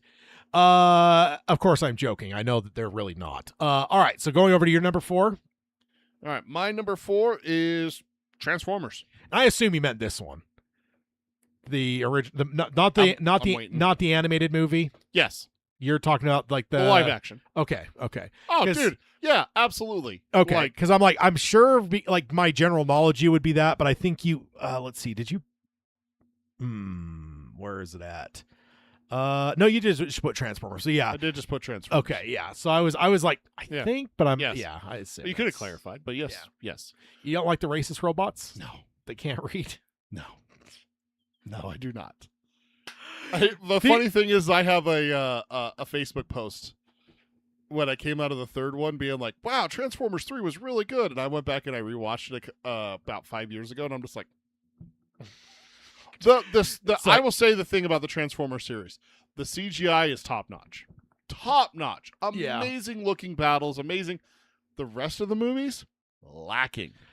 Now, the only pushback I'll push back on you a smidge is I think Bumblebee's the best movie they've ever done. I still haven't watched it, so That- again. Yeah, Is that a sequel or is that a standalone feel, remake? it kind felt of a thing? little bit more standalone-ish to me. Yeah. I That would be Ballerina to John Wick, which is not a sequel. It's in the same universe, so that Yeah. would be allowed. no, I guess that's fair. Yeah. But like I would say that but again, I've only seen up till the second one because then after that I gave up on the series. Yeah. But it did feel a bit unrelated to the rest of the stuff, but it was a killer fucking movie. But yeah, no. So I guess I don't disagree because I've never. How many of them do they have now? 4, 5, 6 of them. 8. Jesus fucking Christ! And then they're doing the dinosaur one now, right? They've already done it. Oh god damn it! Nonsense, sir. Nonsense. All of it. Transformers film series films. 1, 2, 3, 4, 5, 6, 7, 8 is coming out in 2027. Oh my god. Yeah, the last one was in 2023. Was Rise of the Beast. The freaking dinosaur one was in 2014. Oh, all right. Age of Extinction has like fucking dinosaurs in it, if I remember right. Well, no, the Beast one is what I'm talking about. That's like the Oh, the animals. yeah. Yeah, Rise of the Beast was done in 2023. I watched that one again. Not that great of a movie. Like, Yeah. so, and I will say, one of, if not the best endings to a film. It's used today for memes and shit. This is a call to all Autobots out there. We are here. That We. 2000 waiting. song. It's by Linkin Park too. It's just like, what? Like it's so perfect for an ending. Like just leave it there. Done. Transformers done. Did they ever kill Optimus Prime Like 8 times. in the live action ones? Like 8 times. He's come back every time. He's like a fucking X-Men character. No one stays dead. Dude, that destroyed children in the 80s when that Oh, yeah. animated movie came out. My God, man. All right, so my number. I think there's one movie entirely dedicated to resurrecting Optimus Oh my Prime. God, it's like Search for Spock, but Yeah. Transformers. Oh, you hit it. Yeah. So my number 4 is Jurassic Park. Yep. I've come to this conclusion in the last couple of years that I believe there's some IP that just has a certain amount of gas in the tank, and then once you hit that limit, it's just fucking you're on fumes. This was supposed to be on my list and I forgot it. And I think that Jurassic Park, and you know what, I will even say it, Jurassic Park 2 fucking sucks. I don't care that Steven Spielberg directed it. It is not. It is not a good fucking movie. And the thing is, every time I try to think of like what would be a good sequel to this, I can't even think of one that would actually be worth it. Like, so that's where I'm just like, I think this is a one and done. Again, it's like Jaws. It's one of the greatest films of all time, in my opinion. It's my Mount Rushmore of films. Yeah. Is one of them is Jurassic Park, and it's like they have just never done anything that's even justified the film that it takes for one scene of any of those other movies, let alone the entire fucking films. Like, And then Jurassic Park 3 has one of the greatest scenes of all time. I will say the pterodactyl thing was really fucking cool. No. And I think that's from the movie, isn't it? Or Yeah. the book? Isn't the pterodactyl cage No. in the original Jurassic Park book? No. I thought it was. No. Maybe Lost World book. Not then. that I remember. Yeah, I want to say that was like pretty famous in the third one because it's like it was should have been one of the earlier I don't think I've movies. ever read The Lost World, but I have read Jurassic Park. I do not Maybe they remember. allude to it in that, and then it's the second book that they actually like deal with it or whatever. So I'll look it up. But yeah, I do. Yeah, I just think this is one of the, it's a perfect movie. And it just, but here's the thing that fucking gets me though, is they keep making money, dude. People keep going to see this shit. That fucking one with goddamn Scarlett Johansson made a shitload of money, and they're already fucking making a sequel for it. I'm like, can people just stop seeing shitty movies for fuck's sake. Like, come on. Because the thing is like, it's not even like they're embracing like the kaiju element. Because if they just went full on like ham-fisted and just went, we're making fucking Godzilla movies with dinosaurs, I can maybe get behind it. But they just keep doing this shit. And like when I watched that fucking trailer for the Scarlett Johansson one, the dialogue in it was so fucking god awful. I'm like, I could not sit for 2 hours. And they almost tried to bamboozle me in with bringing all the original cast back for the second movie ago. But I ended up kind of reading enough on it that it was like god awful. So I'm done. I won't ever watch a Jurassic Park movie again. I watched Jurassic World, and I remember watching Lost World a lot as a kid. Came out in the perfect time where I was just like, yeah, it's a fun action movie and everything like that. And it has some amazing shots with like the T-Rex destroying the RV trailer. Yeah, it has some good set pieces for sure. But I think my big part of it too is as a kid I was a Grant fan. So like not having Grant in it was kind of felt like a slap in the face for me as a kid. And then overall I just don't think it justifies its existence much. But yeah, you're right though, that RV scene is like an all-timer. Where they're looking for like the baby and shit like that. Like absolutely phenomenal and stuff like that. Yeah. But I'm kind of reading through the plot here of the book, and I'm not seeing anything about the pterodon. Yeah, the pterodactyl stuff. And again, there's even a couple cool scenes in the later movies, like that fucking like alligator thing, the Mosasaurus, when they fucking drop that lady, which I don't know why the fuck she deserved. Yeah, what that. the fuck did she ever do to the universe? Jesus like Christ! That's the pink lady deserved that. Not this fucking lady is just doing her job. That's whatever. Yeah, that's an acceptable punishment for Umbridge. Absolutely. But yeah, so Jurassic Park for me, that's it. So what do you got for number 3? I honestly thought I had Jurassic Park on my list. I cannot believe that I forgot it. It was one of the first things I thought of, and I can't believe I just spaced putting it on my list. So I wholeheartedly agree with that one. Yeah. My number 3 is Terminator 2. That's interesting. One of the greatest endings to a film that leaves it open-ended, hopeful. Maybe it doesn't. I don't know. We don't know. Do you like the deleted scene cut better? With the old Sarah Connor, where she said that she got drunk on Judgment Day and John now has a kid, and like it shows her at the playground playing with the kid and the shit. Original, because that one just like seals it where it's like we're done. Yeah. No, so for a lot of people that are like kind of in your camp of like just don't make any more, that would have been the ultimate ending because you basically closed it hard where it's just like there is a happy ending. Skynet does not exist anymore. Yeah, and it's almost like I almost wish he would have kept that ending because it's kind of a fuck you where it's like you're never making a sequel off my movies. Yeah. Like this is it. And I think that's probably why the studio didn't let him. Honestly, it wouldn't be a surprise. But also at the same time, I wonder if Cameron's like, well, I could still make more money off this. I can see it being that way. But the open-ended one with like the road shot and everything like that, the highway for sure. It's one of my favorite endings to a movie. Yeah, just like, and now we don't know what's gonna happen. My whole here's the thing. When you have a time travel movie about fixing something, and in this case you're protecting John, and you successfully do it, but then you also successfully change the course of history. Yeah. You change the future. Or the future, yeah. And everything so that what should happen may not happen now, but it still could. I mean, we do it with like the Dark Tower. Is this a Battle of Magus? You destroy the tankers and all you do is delay it 20 months kind of thing? Yeah. Did you destroy, the Cyberdyne and just delay Skynet 10 years instead of 10 months, whatever, instead of 97 it's 2007. Exactly. Yeah. But when you're in a time travel kind of situation, that's a perfect ending. Yeah. You don't know. We don't know, but you know what? We got hope. And so here's the interesting thing, because I think we've actually had this discussion on the show before where I kind of make the argument for Terminator 3. Yeah. Like in the sense of like, I do love like the bleak ending. I love the idea that Judgment Day is inevitable. Like it's almost a fatalistic, like there's a darkness to that. It's almost like the Mist level. Yeah, we're going to go here and we're going to stop it. And it's like, nope, this is a bunker. Get your ass inside. And so like, if it were me, I might draw the line at 3 and say, just end it there. Yeah. But like, but again, my theory I talked about with Jurassic Park, where I said that, I came up with the theory that every piece of IP has a definitive number of things that can come out of it before it just runs out of gas. This is the other part of it, because it's like, as much as I can justify Terminator 3, like that I feel like it is running off the fumes of T2 still. And in a way, it's just opening it's opening the book in the sense of like, no, there is no hope. There's no way to stop it. Like, this is an inevitability. And like, so running off the gas of 2 and then that helps justify it. But ultimately, like, that's not more gas in the tank. No. And everything past that has largely just been kind of a, why are we doing this? Yeah. You know? And every time I watch it, I'm just like, okay. You know? It's okay, except for Terminator Salvation. That's no bueno. Yeah. That's... But all the other ones, Genesis, all those other ones, I don't think I've even seen the newest one still. That's Genesis, I think. Oh, I haven't seen Genesis. I saw the first one with Emilia Clarke. And then there's another one afterwards where Sarah Connor comes back. Oh, no, Dark Fate. That's the last one. Yeah, I saw Genesis. I think we watched Genesis together.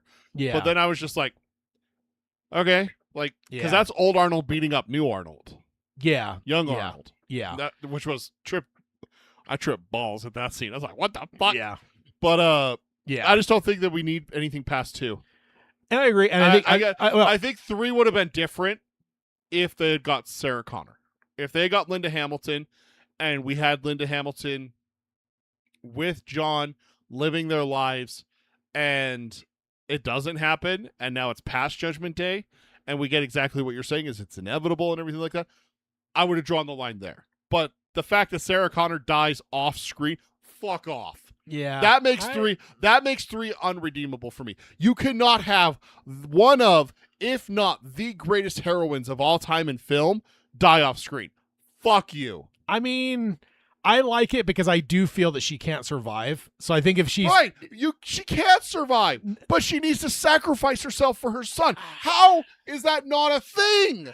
You pay Linda Hamilton whatever the fuck she wants to come back and die for John Connor. Here's the only caveat I'll throw on your side. I don't disagree for the most part.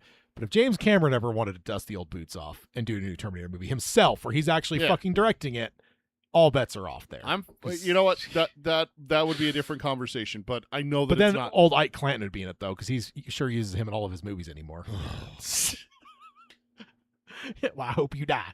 Yeah, but I hope you die. All right. So moving up to my number 3. Is that where we're at? I've got one that is one of the more ones that's more irreparably harmed by its sequels, and it's Saw. Oh, Saw, one of the greatest films of all time, and it has just been completely fucking tarnished by its sequels, because the sequels, and along with the entire quote unquote torture porn era that birthed out of this, they all missed the fucking point of what made this movie great. Every one of them did, and every sequel has done nothing but harm this fucking movie. And it's just like, if this movie existed in a fucking time capsule with nothing else around it, it's one of the greatest horror movies of all time. Yeah. And genuinely, it's hard for me sometimes to forget that, like, all the shitty sequels, when people say Saw, I kind of get this blurry vision of just kind of meh shit. Mass torture. Yeah, it's just mass torture deaths. And there's some cool scenes in most of them and shit, but it's just like, I can't remember if it's Saw 2 or 3 that had a really good twist. I think it might be 2. Three's where they kill the guy, the main guy, Jigsaw. They kill him in the third one. It's not Jigsaw that's the twist that makes it so good. It's 2. Saw 2, I will push back slightly that Saw 2 is it holds the spirit of the first one while upping the ante a little bit with like the deaths and stuff like that and the traps, because you got to go a little bit bigger for a sequel and everything like that. But Saw 2 is the one where Donnie Wahlberg is looking for his son, and the whole thing with Jigsaw is that, hey, stay here and have a conversation with me for X amount of hours and I'll give you your son back. And he's like, no, and he leaves, and because he leaves, you find out later that the son was locked in the safe 10 feet away from him. Yeah. So if he had listened and done what was, that's the whole thing with Saw, right? Yeah. Follow the rules, play the game, you survive. So I think Saw 2, I would push back and say maybe Saw 2, but to be fair, I have not watched it for over a decade, so maybe I'm just holding it in higher esteem. There's just a protectionism of me where it's just like, if you just leave it at 1, it's one of the greatest. Oh, there's no doubt. Yeah. So there's There's one other movie that we'll talk about later that is harmed more by its sequels than Saw, but it's pretty hard. It's pretty hard to beat that. So, Yeah. All right. So ready for number 2? Yeah, my number 2 is. My number 2 as well. Oh, we got the same number 2. Did Now- you adjust him? I may To have match? adjusted to match. To match? But Okay. honestly, yeah, it was. I think I had it at 3 originally, but I'm like, I can bump it up. yeah, I can bump it up. It's the Matrix. for the sake of the conversation, it's the Yeah, Matrix. it's the Matrix. I mean, Do you want to go first, or do I want to No, go it's first? go ahead.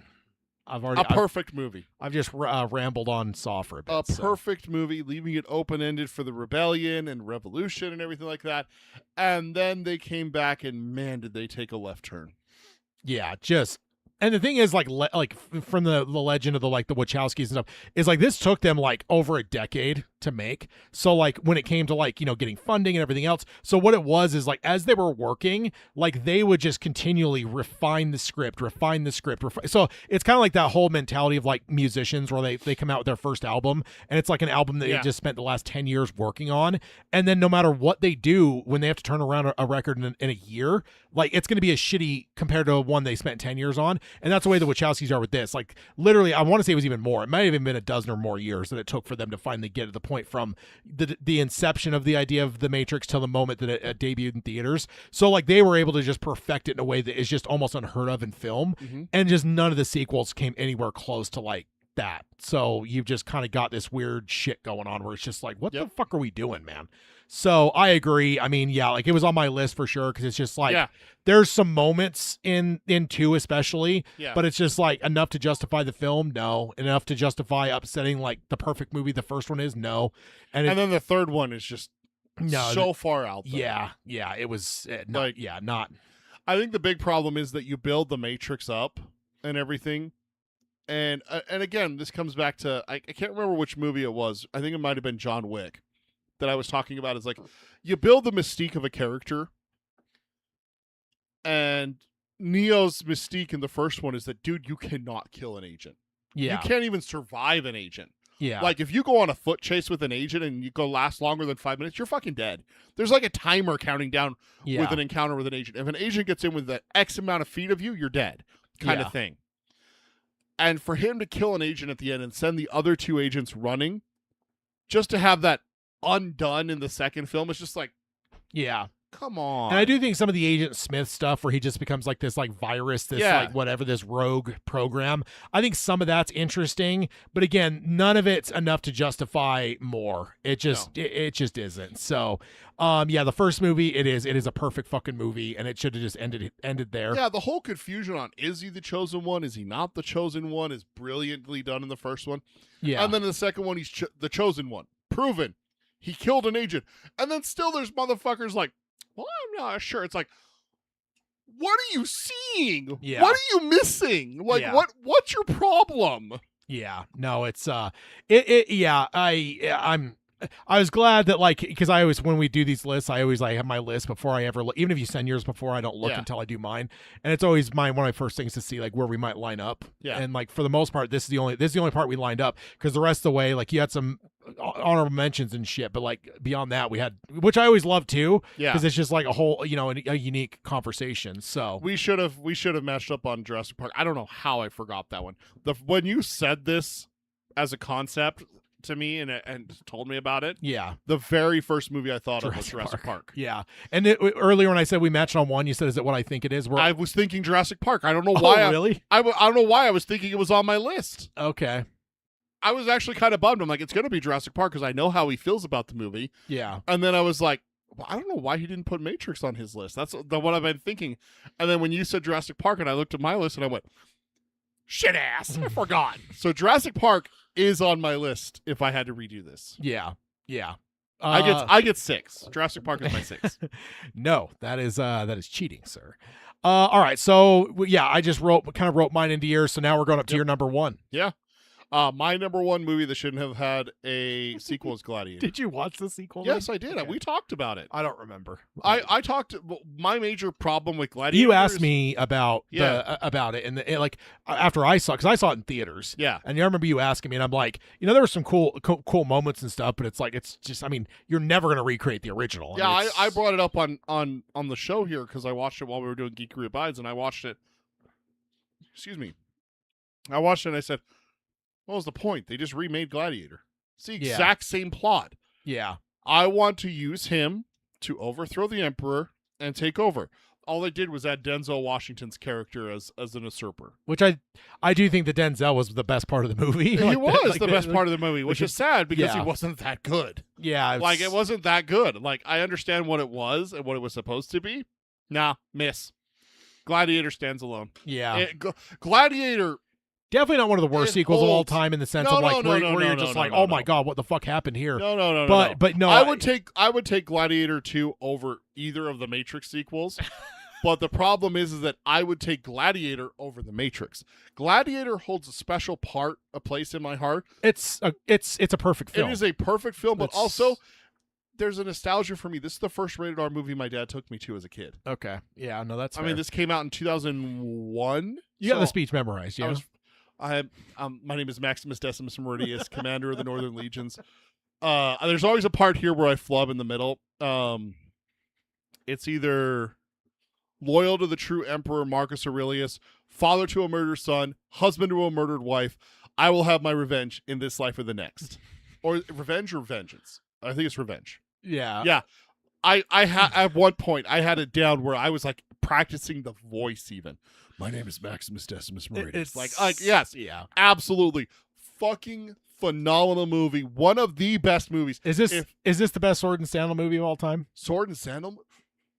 Because now we're throwing it up against some other Now high we're end. throwing it up against some Maybe that's a discussion we have to table them. I've never heard that term before. Sword and Sandal. Oh, really? movie. Yeah. Oh, that's a pretty. I think that even goes back to like the 40s. And Yeah, 50s and Gladiator's stuff. Gladiator's the best. I don't think there's a competition. Troy, Throw any movie at me, I'll tell you right Kingdom now. Under Heaven. Gladiator's better.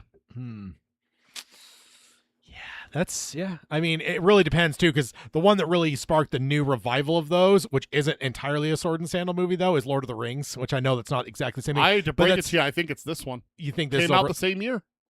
2001. yeah, How but could you say Lord of the Rings when Gladiator came out first? It's Yeah. Gladiator. I'm telling you, dude, it's Gladiator. yeah, Gladiator. Are you not entertained? Oh God. I just got chills. Oh, I love Yeah. I love this movie so much. yeah. Did not need a sequel. Did not need a sequel in any way. Billy, do you like Gladiator movies? Speaking of movies with a sequel. So good. All right, so going over to my number one. Yeah, what's your number one? It is the one that has never been a film more irreparably harmed by its sequels than this one. Absolutely not even close. It is 100%. It is one kind of movie, and it has been completely fucking destroyed by its sequels, and it is First Blood. Oh, yeah. There is no I mean, dude, this is an anti-war movie and kind of a look at like, Vietnam, what it did to people and shit. Yeah. And then for them to turn this PTSD and everything like that. Yeah, and for them to turn fucking Rambo. Also, how the veterans were treated after coming back from Vietnam. It's all of that. All of that wrapped into one movie. Yeah, and then to turn him into a fucking Ronald Reagan, fucking, we're gonna go kill fucking Hajis, and like it is the most fucking offensive nonsense to this movie that they've ever fucking done. It's just it's beyond even Saw in the sense of it's just like, because now when you say Rambo, people just think of what all the shitty fucking sequels. Yeah. And it's just like, no, man. Shooting like, a machine gun, making people literally explode. Yeah, and I had seen bits and pieces throughout my life, like as a kid and shit. And I remember as an adult, probably within the last 10 years, watching First Blood. And it's just like, as an adult watching, I was just like, it blew my fucking mind where I'm like, what the fuck did they do here, dude? Right. Because this movie is like, it's incredible. I mean, yeah, it's like the alienation, like just, it's like, it's a really good like examination of like, what the fuck did we just do to our children for the last 20 years of being in the Vietnam War? And then how do we treat them when they come home? Yeah, it's all part of It's it, not right? their fault that they went there and had to do what they had to do. Yeah. Now, granted, I will say this while looking into the camera. Not everyone is innocent that went to the Vietnam War. But not everyone is guilty either. And that's the problem I have, is that you're either on one side or the other. I sit right in the middle. Atrocities were committed by Americans in Vietnam.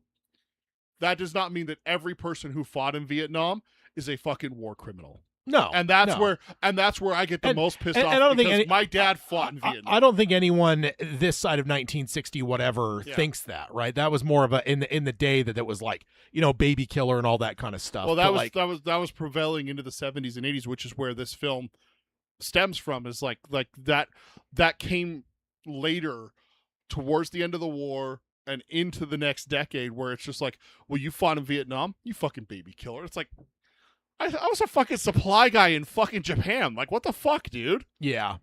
Yeah, so I think that I just don't think there's another movie that comes close to the realm of like, just because again, this is a fucking masterpiece. This is a brilliant fucking film. It is so good. And just I just wish if you gave me an Infinity Stone and said I can either add one of these or take anything away, I'm taking away every sequel to this without a fucking question. None of the other like sequel potentials overrides. None of the other ones that I don't think should have sequels would be erased. This one 100% I would just fucking snap quickly. And there is one movie called First Blood, and that is the end of the fucking line. That would without question for me. The fact that he has a fucking machine gun and the belt and everything like that in this poster actually kind of pisses me off. Yeah, oh yeah. Yeah. That's so not the movie. Yeah. No, 100%. Like that is the perfect example. If anyone has seen a Rambo movie but not watched First Blood, go watch First Blood and you'll understand Tad's argument, because this is so asinine in the poster that he has a big fucking M60 machine gun and a belt of bullets around his chest. Yeah. Because that's not what the movie is. The movie, No. if anyone hasn't seen First Blood, I'll give you a plot summary, and not even a spoiler. This is a Vietnam veteran walking along a road that is stopped by a local sheriff and harassed for literally walking through his town. Yeah. It gets to the point where the sheriff ends up trying to kill him.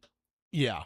Like that's the plot of the movie, and literally it's him running for his life from this evil sheriff who just wants to kill him for being a veteran? Like Whether it's a veteran or a vagabond, whatever, kind of it's just, the homeless guy, yeah. not putting down roots. How dare you, kind of thing. Yeah. And literally, it's like what is it in Washington? Yeah, I think it's up Washington in State, I think up it's up there in in the like Pacific the Northwest, Pacific Bigfoot Northwest. country. Yeah, Bigfoot country, big old redwoods and stuff like that. It's just like, it has absolutely nothing to do with Rambo and Yeah. and the big knife and killing people and everything like that. That No. has nothing to do with that. It's such a portrayal of like this original movie, because Yeah. like if you want to make like whatever, and I know that Stallone's probably made more of his career off the sequels, and he's just as complicit in this as all the other Yeah. people, but it's just like, I just for all these actors that eventually get like protective of like the character and shit, it's like, why did you never have any protectionism over this character, man? Like that should have been one. In fact, the original premise, the original ending was he was going to get gunned down at the end of the first movie, and I'm just like, again, when we talked about Terminator 2, about wouldn't it have been a better ending because you would have stopped any sequels from ever happening? Same thing here. If they would have just shot him dead and it would have just been the end of the movie, he's getting shot dead in that police station, like hallelujah, man, because that would have been the end of the fucking line. We'd never see another fucking Rambo movie, and there wouldn't even be Rambo wouldn't even be a thing that most people knew. They would just know the name First Blood, and like the people that knew it would know his name was Johnny Rambo or whatever, but that's it. So that's my number one. Rambo film franchise earned over $819 million worldwide over 5 movies. Yeah, it's stupid. Just nonsense.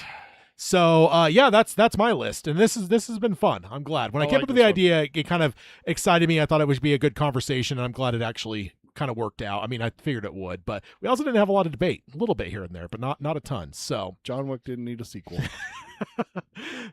Wrong. Wrong-o. No, it really didn't. I mean, so I challenge you to watch Saw 2.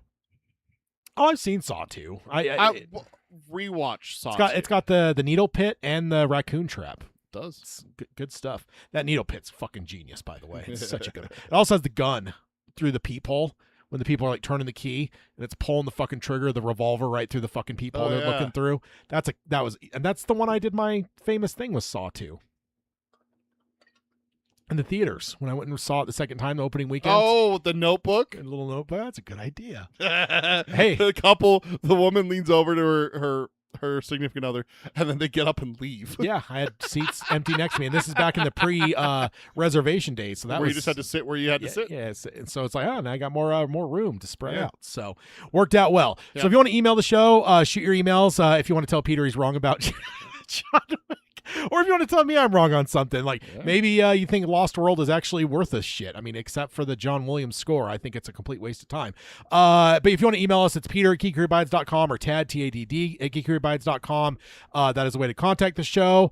And then next time on the show is a long title here, so it's getting a little bit squishy on the screen here, but it is Harry Potter and the Deathly Hallows Part 2. indeed. So yeah, We're going to finish the Harry Potter movies. finish Tad's Harry going to Potter. see how it all ends. Or does it end? Is there another sequel that Tad doesn't know about? Are we making Harry Potter 9? I doubt it. No. And then after that, the week after that's Mando, or the episode after that's Mando. Holy shit, is it really? It is indeed. Good lord. Because next one, Harry Potter 8's early May. So yeah, the second episode of May is Yeah, it's the end of April. God damn it. I keep forgetting. it is, and then after that is Born Again, season 2. We I think I'm gonna end up rewatching it, dude. we got to talk. There's so much in there, and dude, We're gonna we have to have talk. done really good about not even diving into it in our Mhm. walk journey playing, because I think we both know discipline wise we don't want to ruin that discussion by having discussions Nope, now. nope, but nope. my- We have had a little bit through text in our group chat my and everything. fucking god, this season though, oh my god. Well, it's just do we have it? Oh, we do have it. Hold on. It was perfect. Perfect. Everything, down to the last minute details. I mean, they do have to stick the landing, but We're almost there. we're getting there, man. We just had a climactic showdown between Kingpin and Daredevil, and we still have 2 episodes left. I was like confused. I'm like, did they fucking cancel episodes? Because I'm like, this has to be the end. No. And I went and looked. I'm like, no, we still have 2 episodes. I'm like, what the fuck is Nope. going on here? So, and I can't wait for Frank too, the week after the final episode. So, yeah, good old Frank. Love him. hook it to my veins! Dude, I honestly think the street level stuff is some of my favorite Marvel That's stuff so in the entire MCU. Not even Well, just the like problem is that when I read Daredevil Reign, one of the things I was blown away by is how many Avengers are at street level. yeah, Like Miles Morales is saving people from a fire, so is Captain America. yeah. He's not only fighting Thanos and big threats, he's down there with the little guys helping firefighters and stuff like He's that. from It's Brooklyn. like, yeah, he's a What- kid from Brooklyn. What do you Exactly. expect? Yeah, exactly. I did like one line. I do have to bring this up. I know we're at the end of the show, but I did like one line where it's like Sue Storm's talking to her attorney when she's arrested, and she's like, the average American doesn't care because they see superheroes as a New York problem. And I went, fuck, there is a lot of a lot of superheroes in New York. Good God. There really is. How the fuck would you rob a bank? Go to LA!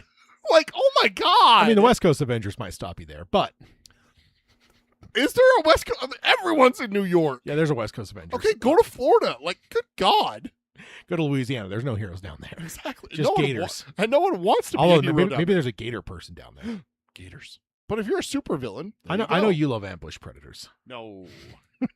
All right. No. I will sign off as I always do by saying love what you love, let your geek flag fly high, and to hell with anyone that says anything to you about guilty pleasures. One of these days I'll stick that perfectly. One I of thought these I days. had it there. Just record it and put it on a button. Like this. That'd be cheating. That's fucking Obi-Wan Kenobi. That's cheating. All right. See you guys. Bye, everyone.